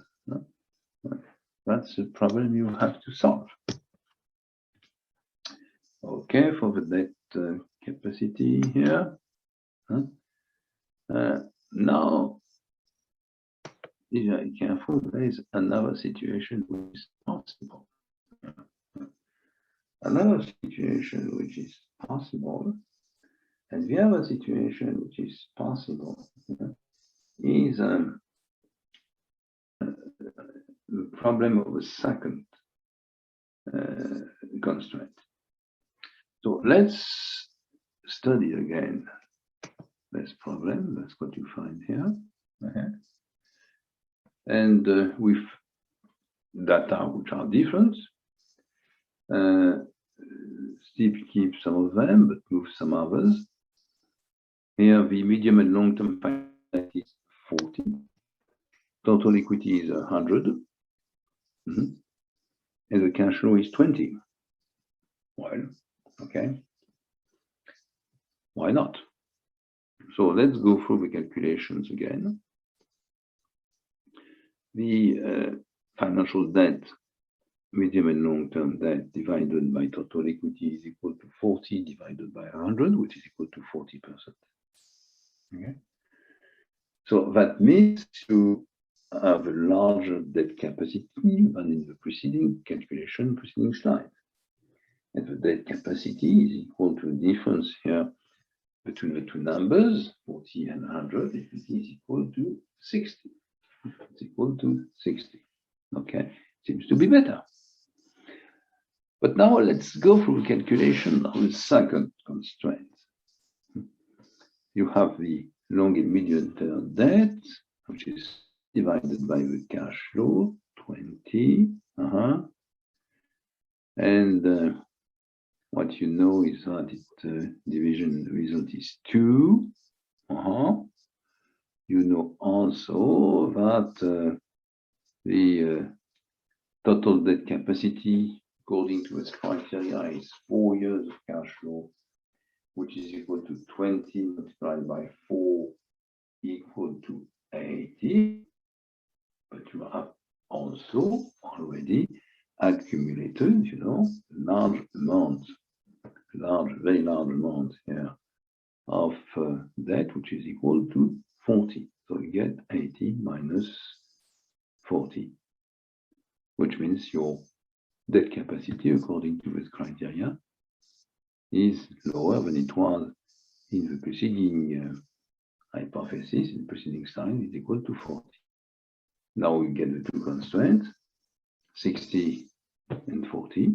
Debt capacity is 60 for the structure, is 40 for the debt repayment in the debt repayment process. And the total debt capacity available, which will satisfy both constraints, is equal to 40. Now, if you need more than 40, what to do? And this is the problem. And it's generally more difficult to solve than the preceding situation. How to increase the debt capacity? The only way to increase the debt capacity is to increase the cash flow level. You cannot move the debt level. Okay, it's impossible. Okay, to make an equity issue will not solve the problem. You need to improve the cash flow. And to improve the cash flow level, it's more complicated. If you come back to the cash flow calculation I showed you, in fact, you start with the sales level, go down through income statement to the net earnings, and then integrate some of the data, like the depreciation, amortization, the debt payment, the dividend, your operating working capital, and the compulsory investments. Okay. That means you have to move something inside this calculation. Increase the sales level, decrease some costs, renegotiate perhaps repayments of the loan to the bank, make a decision of reduction of a dividend with the consequences on the shareholders' behavior. So, this, you find different possibilities. The problem is that generally, you cannot do it very quickly. I mean, if you have good relations with your shareholders, if you are happy with investment, you can be successful, in a few months, perhaps in a few weeks, to make an equity issue. But to increase your cash flow means increasing your sales or moving some of the data in terms of costs, reducing costs, which is very often to reduce the wages, total wages, increase productivity, hire some persons.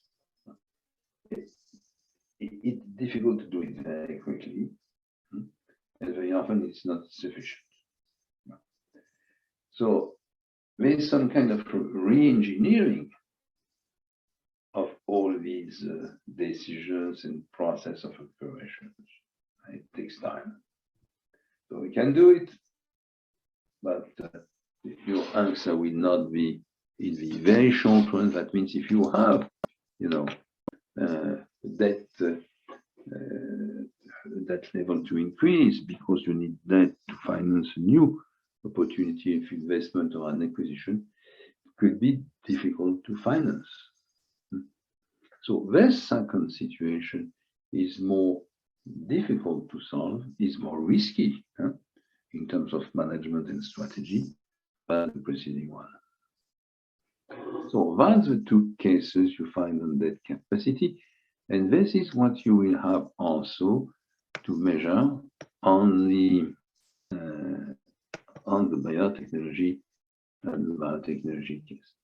What you will see in biotechnology is that we don't have a problem with the returns. It means with the shareholders, equity issues would be easy to obtain. we don't have any real constraints with a ratio with a comparison of long and medium term debt and the cash flow. Those cash flows are very high each year and increasing regularly. But the problem is with the level of equity and the fact that the debt capacity measured through the analysis here of the structure, and this is very, very limited. And when it is very limited, that means you need cash very soon. It's a constraint which has to be solved, eliminated if you want to go for your investment plan. But at the same time, that means equity issue, but you have to prepare the shareholders to the equity issue.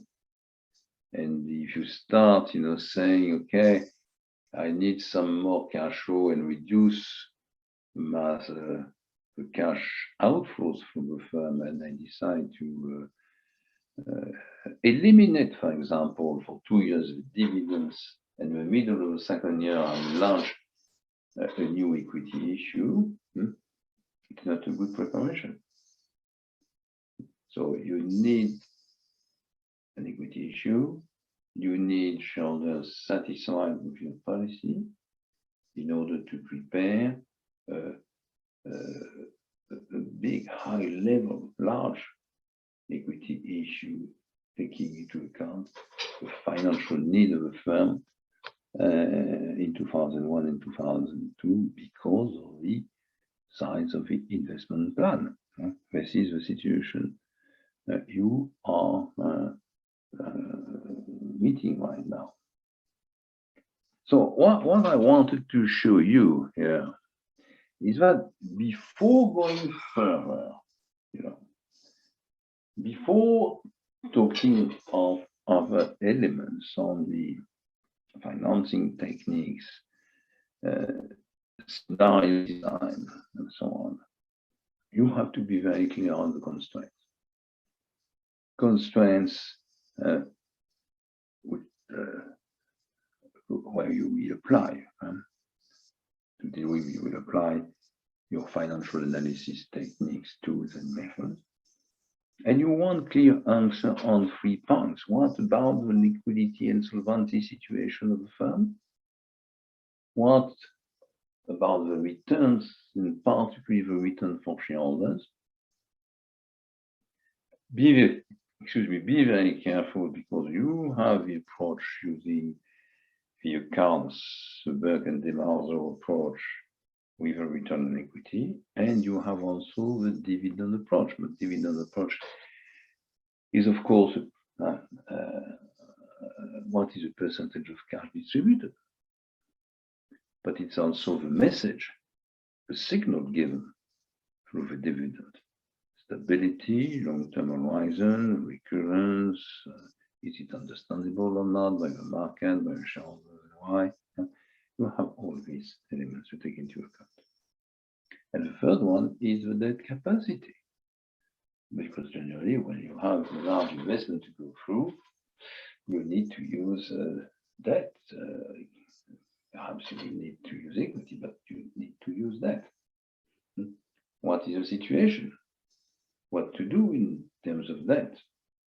Do we have to make an equity issue first? Second, with a new calculation, after a new calculation of the debt equity, with the improvement of the total equity level?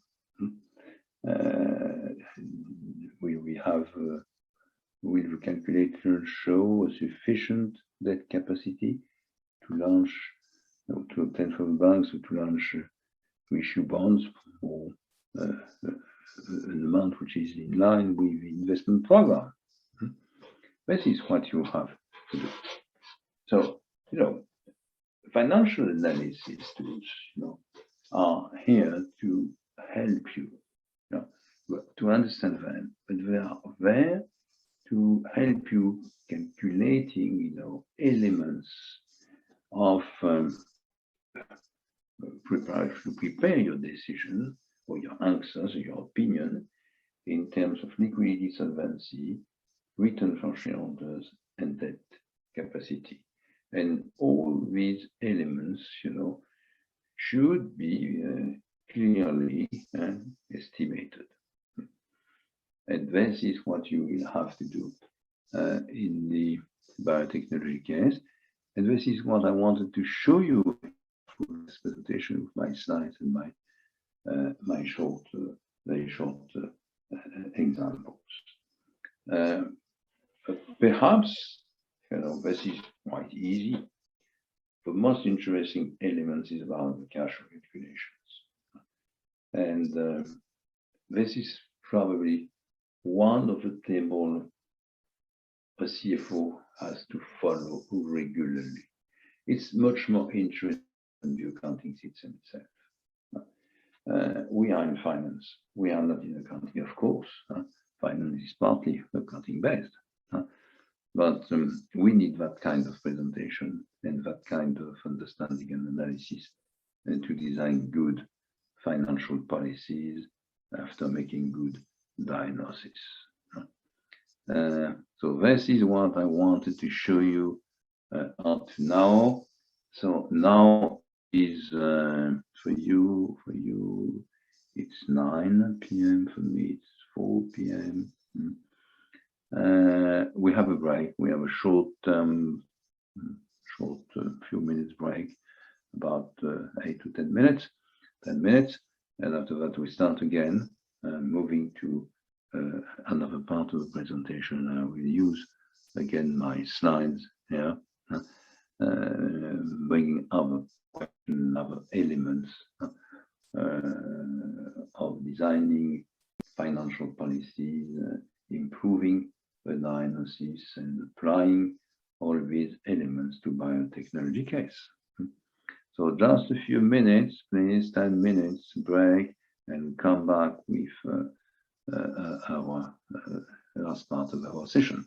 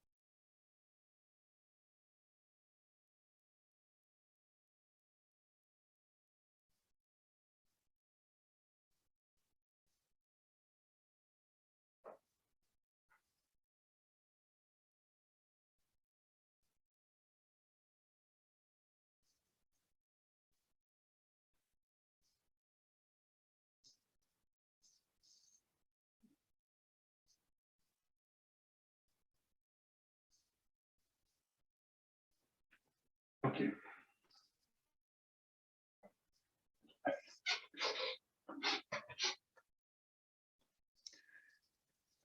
Okay, so let's start again, please, after this short break. And we will move now to some different topic, even if it is connected, of course, diagnosis and financial policy. We were here with slide number 17, and of course we move to number 8. And that slide number 8, is dealing with medium and long-term debts. And what we really find here is a list of main elements to consider when you are thinking to use or to ask for or to propose to a customer a medium and long-term debt. The first element is maturity. Short, medium, long. We have traditions in many countries, and we have kind of trends also. What you see today, if you have a look at what's happening in the world, at least, is that we have more and more long-term maturity. If you compare to what's happened, 10 or 20 years ago, it's very different. I'll give you 2 examples. You know what are the longest maturity of debt in the world? Longest are 100 years. We don't find so many, okay? But we have a few good examples of long-term debt with 100 years maturity.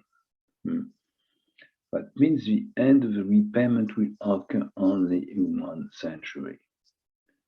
And this, has been proposed in different countries, markets.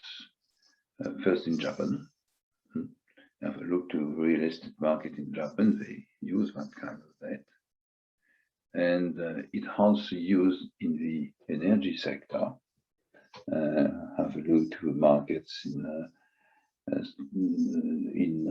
bond markets in London or in New York City or in Paris or in Frankfurt. You find issue of bonds by energy producer with years maturity. that means, you know, they will not be managed by the same teams, you know, for the largest part of the life of the issues. It is clearly because, you know, we have also, if you have issuer, it means also lenders for a very long period of time. And you can raise the question, who are these lenders? These lenders are sovereign funds, are also pension funds, you know, and they use all the potential, you know, maturity in order to diversify these maturities and to be able to get the resources they need either for their investment. Some sovereign funds are preparing to finance the pensions of retirement pensions of inhabitants of their countries. This is the case in Japan, this is the case in the Netherlands, this is the case in Norway, for example. This is a good scheme. So you have a pension fund, investment fund on one side, and you have on the other side, you know, very long-term investors in real estate or in the energy sector. But these are still for a very small minority of the debts issued. However, if you consider, you know, household, at least in Western countries, it's not very surprising to find 25 years loans. 20-25, those are very common today. In some cases, you find up to 30 years, which means, you know, if you ask for a loan at the age of 30 or 35, that means the end of the payment will occur for 25, 30 years after, at the time you retire. That's what's happened. Another element to explain that is the fact we have high level of liquidity on the markets, and the banks can refinance easily that kind of loan. And the second one is the level of interest rate. Of course, when you have interest rates, you know, which are around 1%, you know, the cost of the loan, total cost of the loan, decreases if you compare to a loan with even 3 or 4% interest rates. And there's low longer-term maturity loans. So maturity loans, you know, are increasing. And this is also explained by the last factor, which is the shape of the interest rate curve. I will show you tomorrow, you know, interest rate curves, and you will understand that with very specific shape today for the interest rate curve. Slopes are not because they were historically, because the slope is lower, and even for part of the interest rate curve, at least for non-risky or low-risk borrower, you have a nearly zero interest rate, or even sometimes negative interest rate. I cannot tell you if it is that structure of maturity is will be found again in years from now, but this is what we find right now, and this is a trend. Second, what about interest rates? Interest rates can belong to different categories, and I would say mainly to main categories. You find countries where loans are mainly with fixed interest rate. It means you get a loan from a bank with 6% interest rate, 10 years maturity. That means during 10 years, you pay an interest of 6%, classical fixed interest.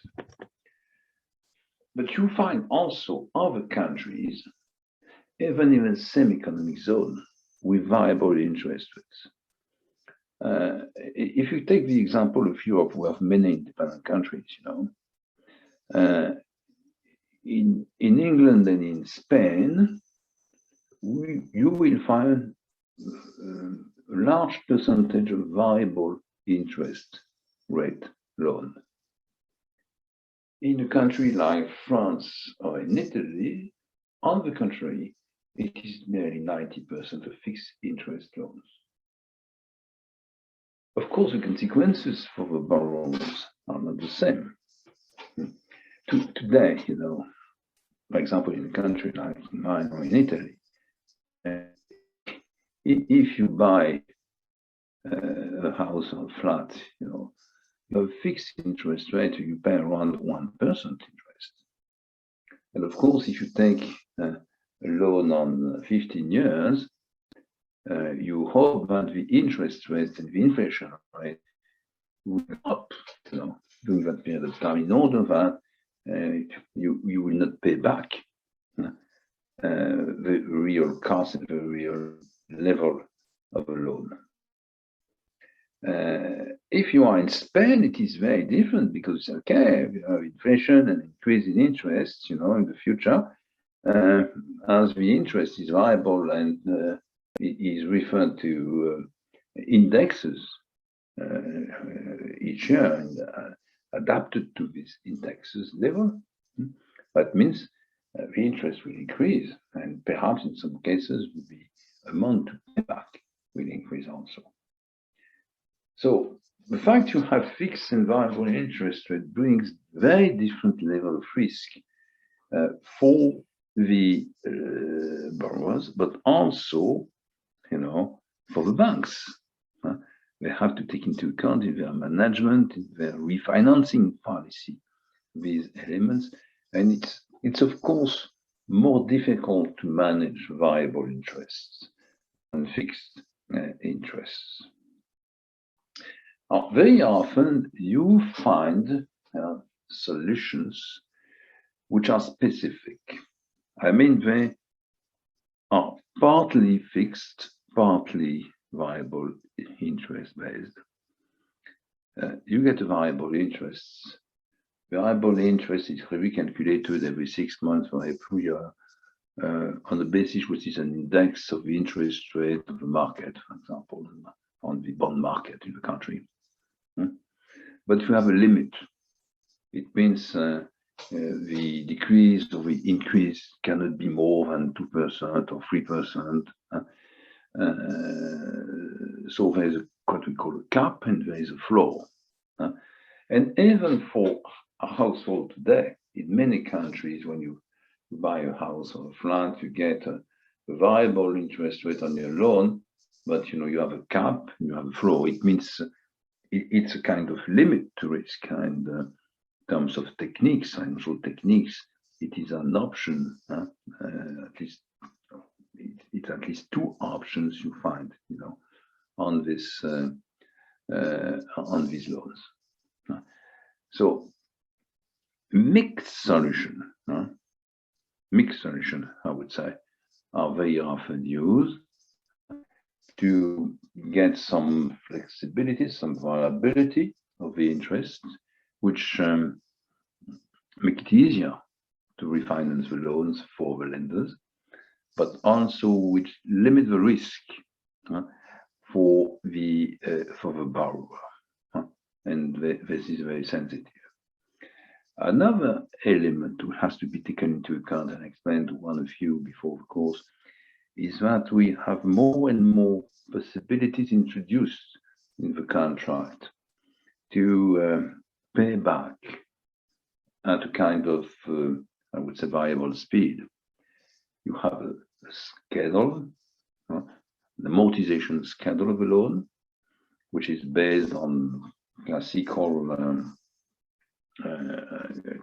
system of calculation of annuities. but you can increase or reduce your repayments. And even for household, it is clearly developed for years for large firms, large companies. But even for household today, you have a kind of rule. It means, for example, I've got on my flat, I've got a loan, and I can increase my repayment by 20% of year I prefer, just because I have more revenues, for example, 1 year, or I can reduce them also by 20% without, negotiating again the contract, without asking the authorization to the bank. It's one of the elements of flexibility which is incorporated into the structure. In many cases, you find also a possibility to swap your interest to another one in terms of calculation. And it's generally done in all the variable interest loan. You get a swap rule in the contract, which allows you, at least during a certain period of your loan, to swap your variable interest rate against a fixed interest rate. So, we still have a classical fixed or variable interest loan, but with the system of cap and floors, with the system of swap, with the system of flexibility in the repayment, we have more specific rules which allow by the lender, by borrower, excuse me, an optimized management of the contract. And of course, it's more difficult to manage than classical loans, fixed interest rate, with a schedule of repayment which is constant over time for the banks. But it is kind of an improvement of classical products, and which is an element of a competition between the banks. So interest rates are very important. Cap and floors, swaps introduced in the loan structure are also of interest. So this was the first point. The second one is that we have different categories of structure. When I say structure, payment, the most classical one everywhere in the world is equal annuities or equal monthly repayment, if you prefer. It means each period of time you pay the same amount, and this amount you pay is made of repayment, the loan, and of interest. And at the beginning of the life of a loan, maturity period, you pay more interest than in the last month or last years. And on the contrary, your repayment increases, your payment percentage increases at each period of time. That's classical one. It means you want to make a calculation, you have some formulas to go through, which are very classical, and you have software to do that easily. The second one, which is used, is what we call constant repayment. It means it is a bit what is introduced here in the case of biotechnology. It means you are a company, you borrow $10 million and you pay back, $1 million for 10 each year for 10 years, and you pay, of course, the interest of the part of the debt which has not been paid back each year. So that means what you pay is decreasing year after year, but the repayment itself is constant over time. That's what we call the constant repayment system.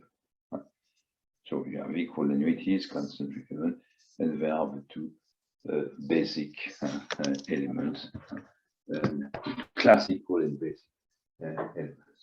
Okay.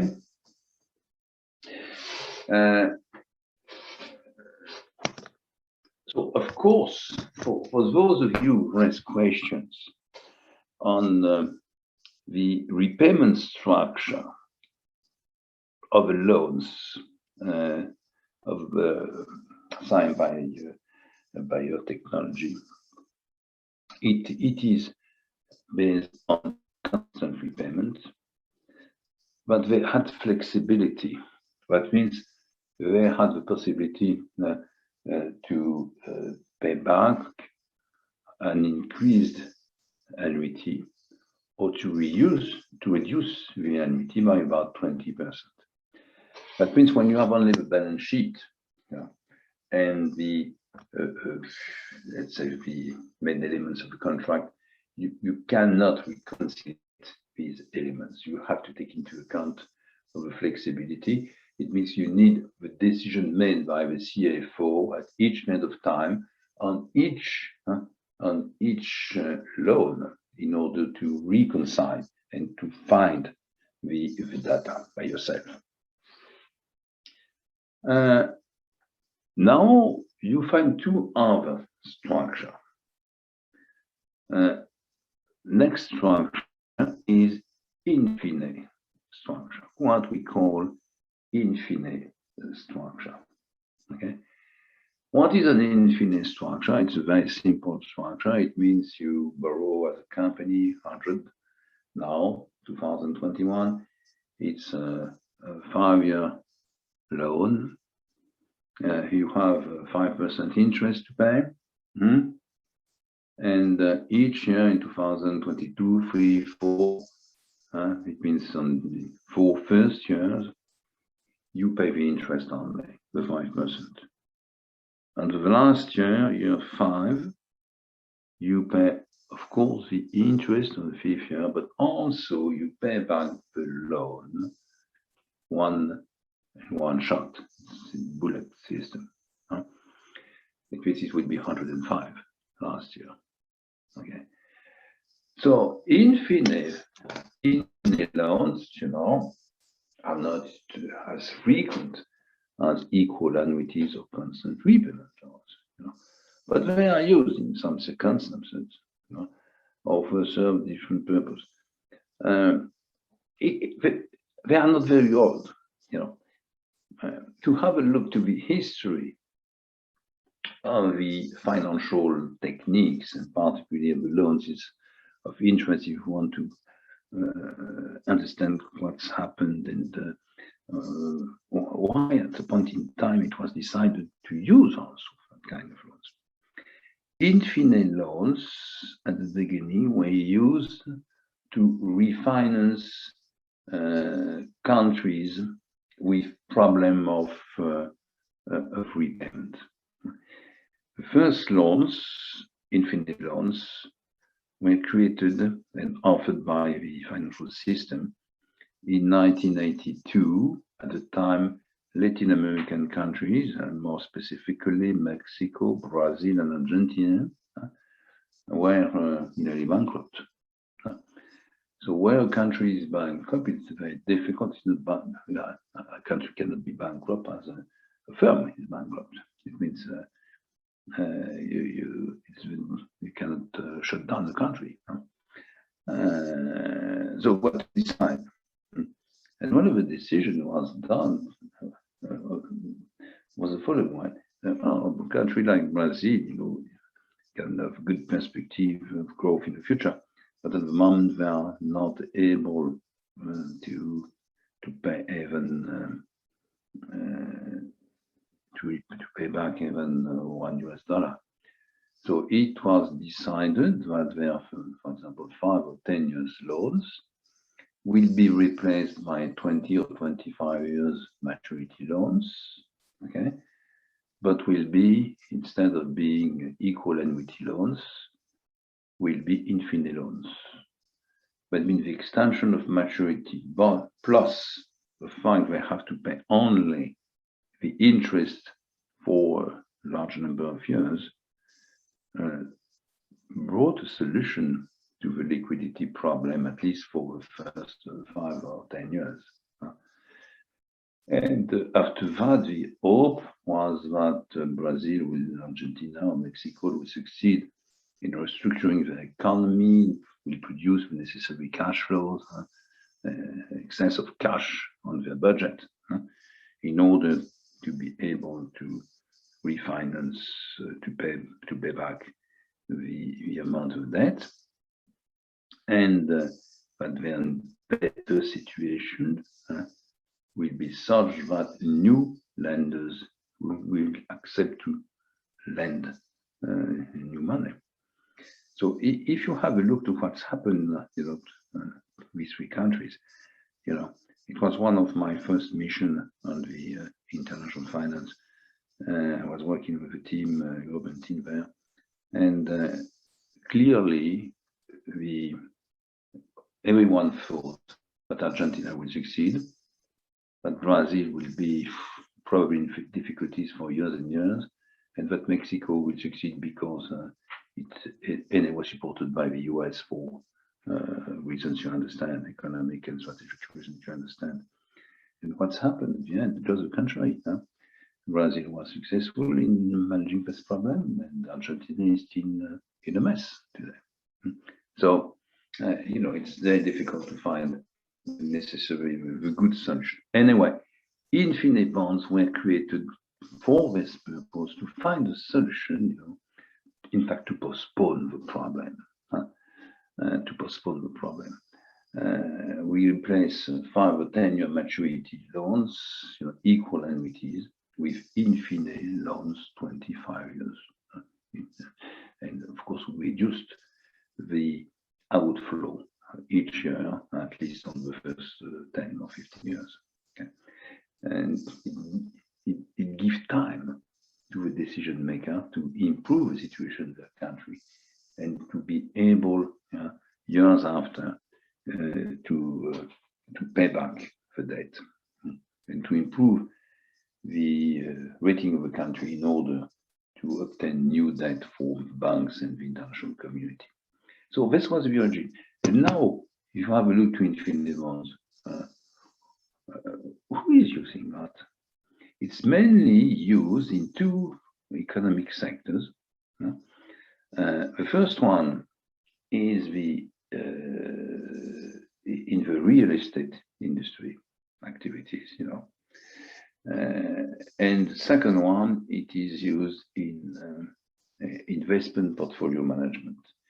So, that means it is something which has been created to find a tool to solve macro finance problem. Now it's micro finance used on 2 specific economic sectors. Now you have a last category, which is a 0 coupon bond,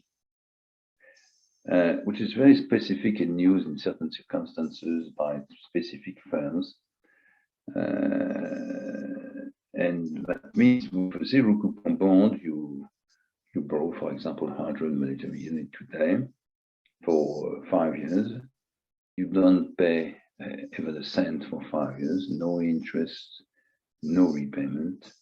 And at the end of the 5th year, you pay back the capitalized interest plus the amount of the loan. It means it's really a bullet system.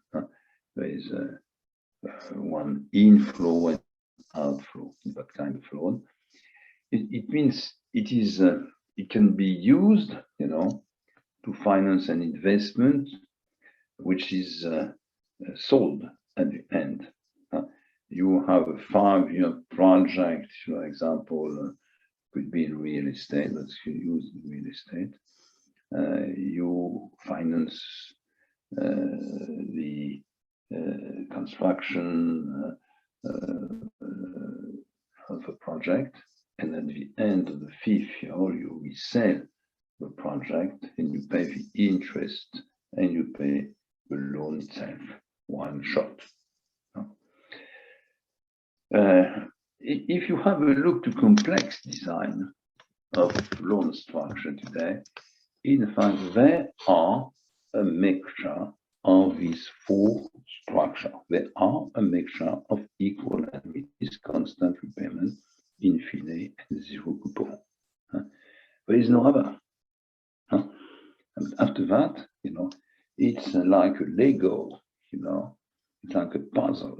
You can mix them as you like. You can optimize the solution using these different structures. Plus, the elements are already mentioned in point 2, like swaps of interest, like flexibility in the repayments, which is in the contract. 4.4 is the problem of currency. In many countries, you have a choice. For example, I can go to my bank and ask for myself, not for my firm, for myself. I can ask for loan in US dollar. And normally, my bank offers me a loan in euro, and Eurozone citizen, and my income for large amount are in euro. Okay, but I cannot ask this. Okay, that means if I get, for example, part of my resources because I teach outside the Eurozone paid in the currency which is the US dollar, or which is pegged to the US dollar, that means, I can hedge the risk of a loan on my resources. Okay. So after that, I have to make forecasts on the currency. Is it better for me, in terms of interest, in terms of costs, to have a US dollar or a euro-based loan? What about the choice between fixed and variable interest rate? And today I can do that. I can make this choice. It's not so easy, even with knowledge in finance, to understand what would happen to the US dollar, what will happen to the euro, to euro dollar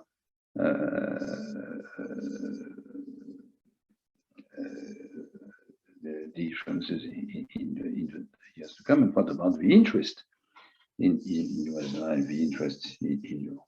At the present time, euro interest rate in euro are lower than in US dollar, but 3 years from now, it just would be the contrary. So you have also the possibility, as easy to do in many countries, as an individual, you can do it if you have a good banker, and if you meet some kind of criteria of resources in both currencies, you can do it also. And this is part of a negotiation on the loan today.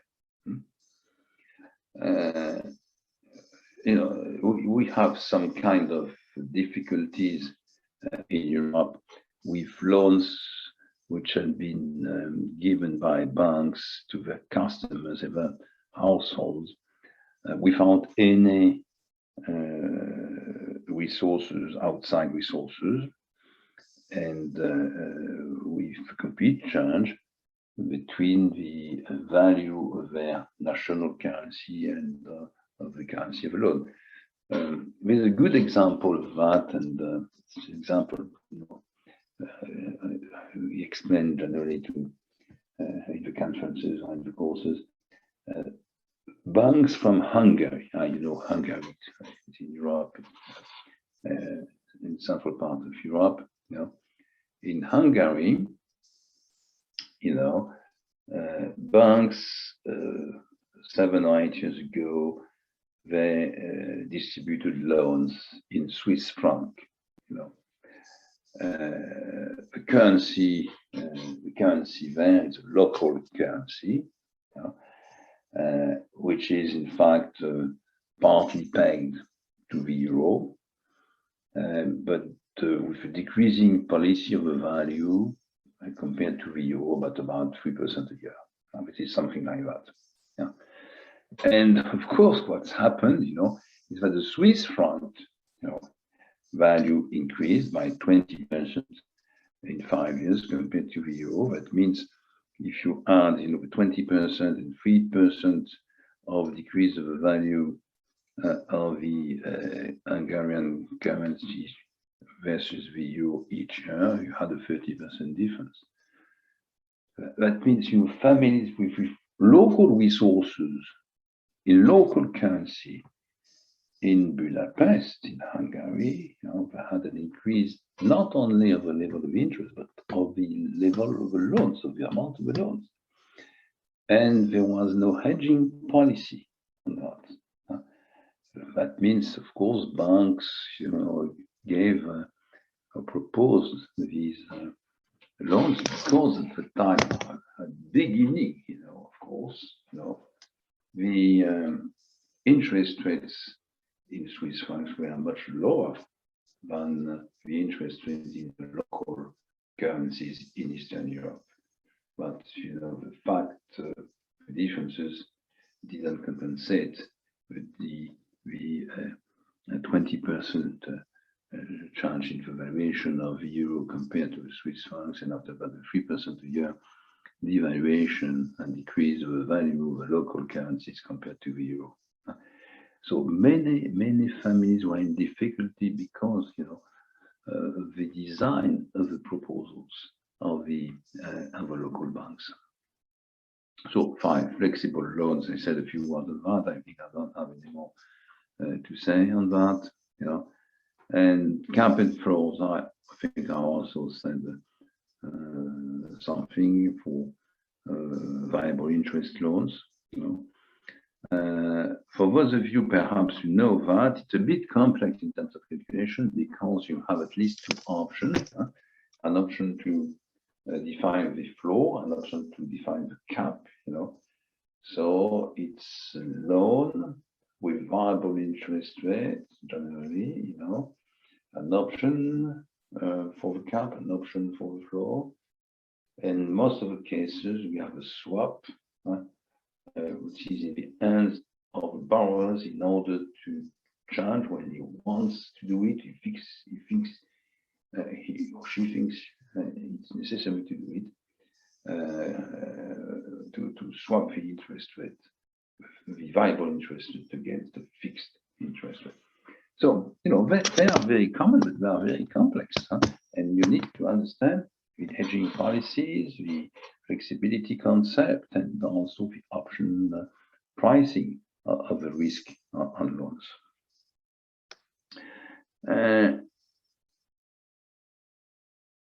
Now,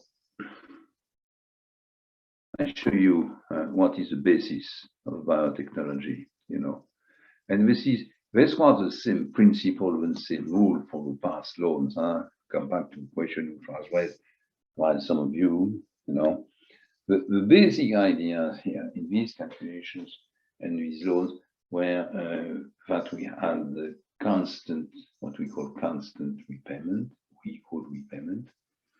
It means, in fact, repayments of the loan were constant, but the interest paid were decreasing year after year.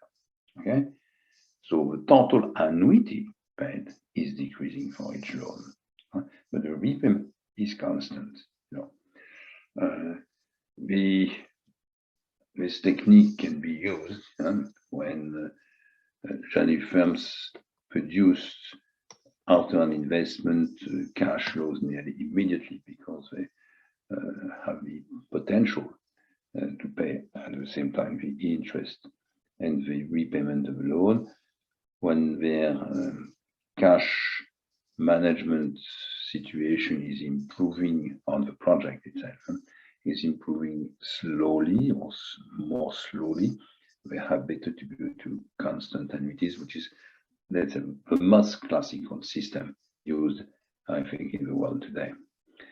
So here, what I gave you, it's a table, on the biotechnology. So if you have your biotechnology case, you will see that, and perhaps you did that already. This is the elements of the past loans which have to be taken into account in the future financial plan. This is in fact what I call the debt repayment table. Remember, we went through the investment analysis. We talk about that.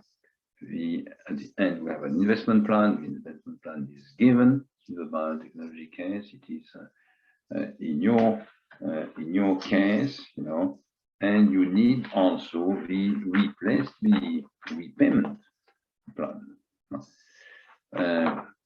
So you have a loan which is a 95 loan. You have to pay back every year.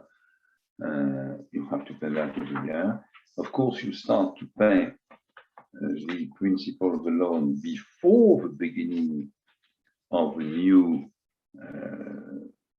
forecast.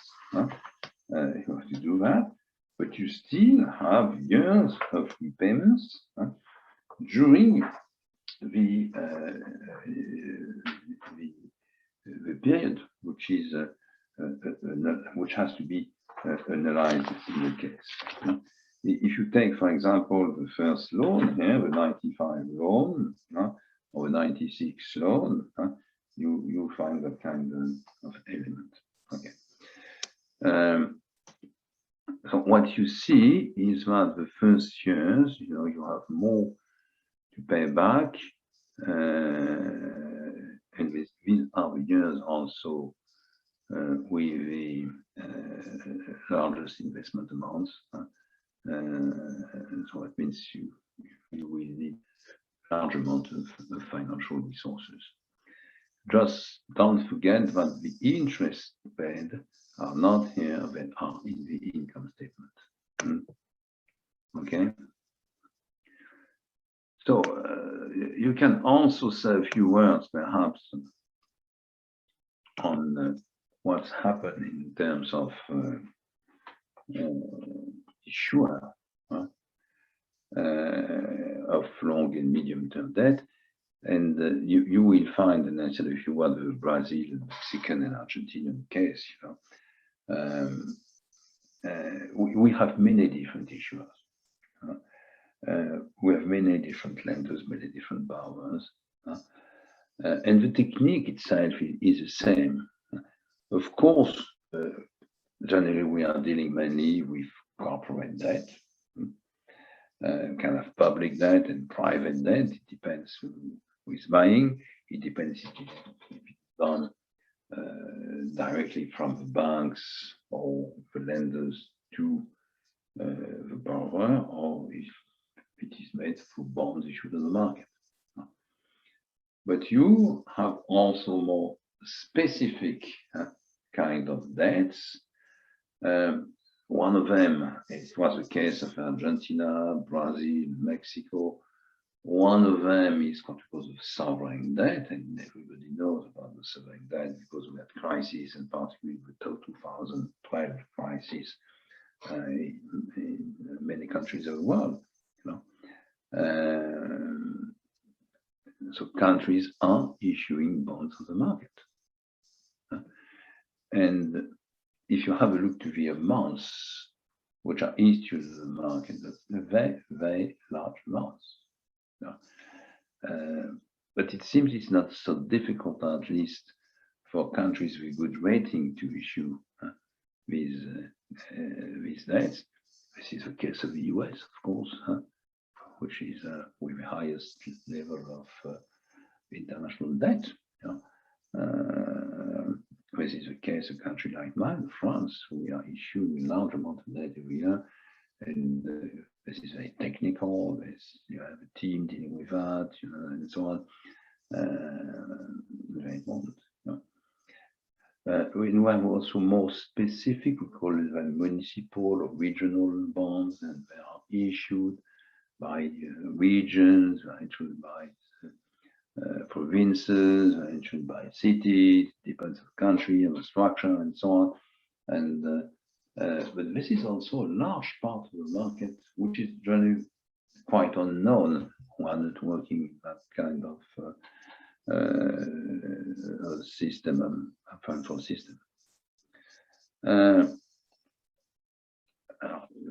when you really go further, and we do that mainly in session 5, we talk about repayment provisions, okay? The setback securities, governance, what kind of guarantee, what's happened if you don't meet one of the rules, which is in the contract, for example, we don't pay completely the annuity, are you obliged to pay back 100% of the loan? Generally, you cannot do it, of course. All these rules which are behind. Is there any connection between an asset and the loan? Like what kind of connection? We have different general principles in the world, but also specific rules depending of the countries. So this is what you find, you know, in terms of categories of loans, and this will be very useful for you in the design of your financial policy here in the biotechnology case, you know. The point you have, perhaps, if you are not very clear on one, because I think that the problem with the capacity, you should be in line now, even if you have to think on the second case, which is somewhere, yeah, which is here on slide number 17. In the case where the constraint is not the financial structure, it is a problem of the level of the cash flow compared to the financial needs and the level of the debt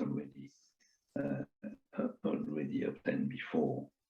And this is more, the problem is transferred, in fact, here from the financial analysis or financial design to something which is different, which is a management design. The decision is how to increase the sale, how to improve the productivity and to reduce the costs. It is there. In some cases, you have another solution I didn't mention here, which is very close to what, just like what I said, a setback security, a setback loans, you know. When you have a possibility to sell an asset, different assets, to increase your cash flow. That's happened sometimes. And in that kind of circumstances, one of the decision, which is a management decision, it's not a financial decision, the time to say, okay, we have a problem with that capacity. We need to increase, to accelerate our investment plan. Okay. Capacity, we need to improve the situation, but it is a problem of cash flow. It's not a problem of financial structure. It's not a problem of equity issue. One way is to sell some of our assets. So what does it mean? It means it's a re-analysis, re-examination of a core business. It means you have different activities, different kind of function, different products, different countries, and you make an analysis again, and you do it really often. If we do 3-4 years, depending on the firms. And you try to identify assets, countries, production sites, products, services, which are not anymore in your core business, which are marginal activities, are not central in your strategy. And of course, when you identify them, you're trying to understand if you can sell them for a good price. Quickly, because generally you need that cash quickly. So, you know, a set reduction, optimization of the core business, which is a management decision, is one of the answers to this problem. This is something I wanted to show you also. The second point I want to come back on is somewhere here. Yeah, it is here, you know. And if you are not familiar with that, go into the books, references, in order you understand very well this problem of management of fixed and variable interest rate, the swap between them. What is a swap of interest rate? Okay. What is also an option to manage properly the cap, or an option to manage the flow? How to integrate all that in a proposal to a customer in order to a good return to the bank, and to be competitive in front of the banks, but also to propose, make a good proposal to a customer in order for him to have a cost which is reduced and a limited risk, which is always the same kind of problem. And what about also the introduction of flexibility in many categories of loans in order to allow the customer to adapt, the repayments, payback of the loans to its own production of cash flows. As flexibility is also an element which is very important for many customers today. Of course, firms, but also families, and banks get the necessary tools to manage that. It's a bit complex, but with financial managers, with engineers also to write programs, and it's quite central. So this is what I wanted to show you today. We have been there, okay, and now we will move next time to other elements. What I did today, in fact, what I did today after the first session, we went on syllabus, exam, references, the architecture, some elements on biotech, and 9 first slides, mainly on investment. What we did was to go for one question, the architecture again.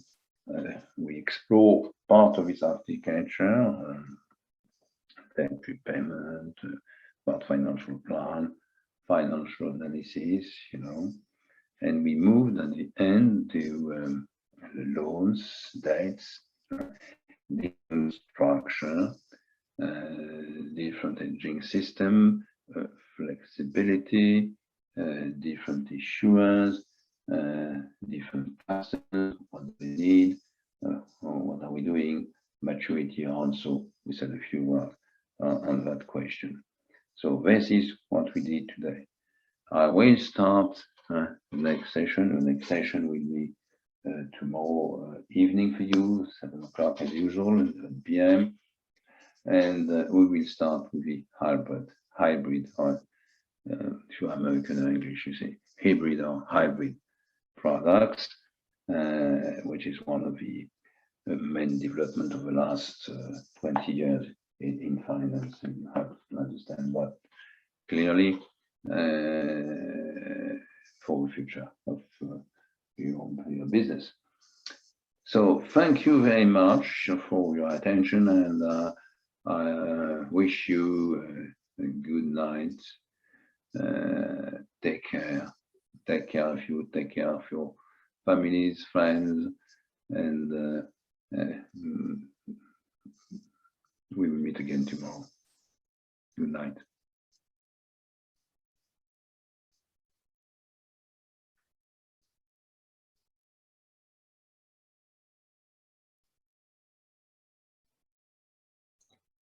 Thank you, Professor. See you tomorrow. Thank you, Lynn. So I send you my identity card in the evening, Yes. okay? Yes, it's okay. Okay, thank you very much. Yeah, Good you're night, welcome. you too. Good night. And take care. Thank you, Professor. Thank you. It was a pleasure.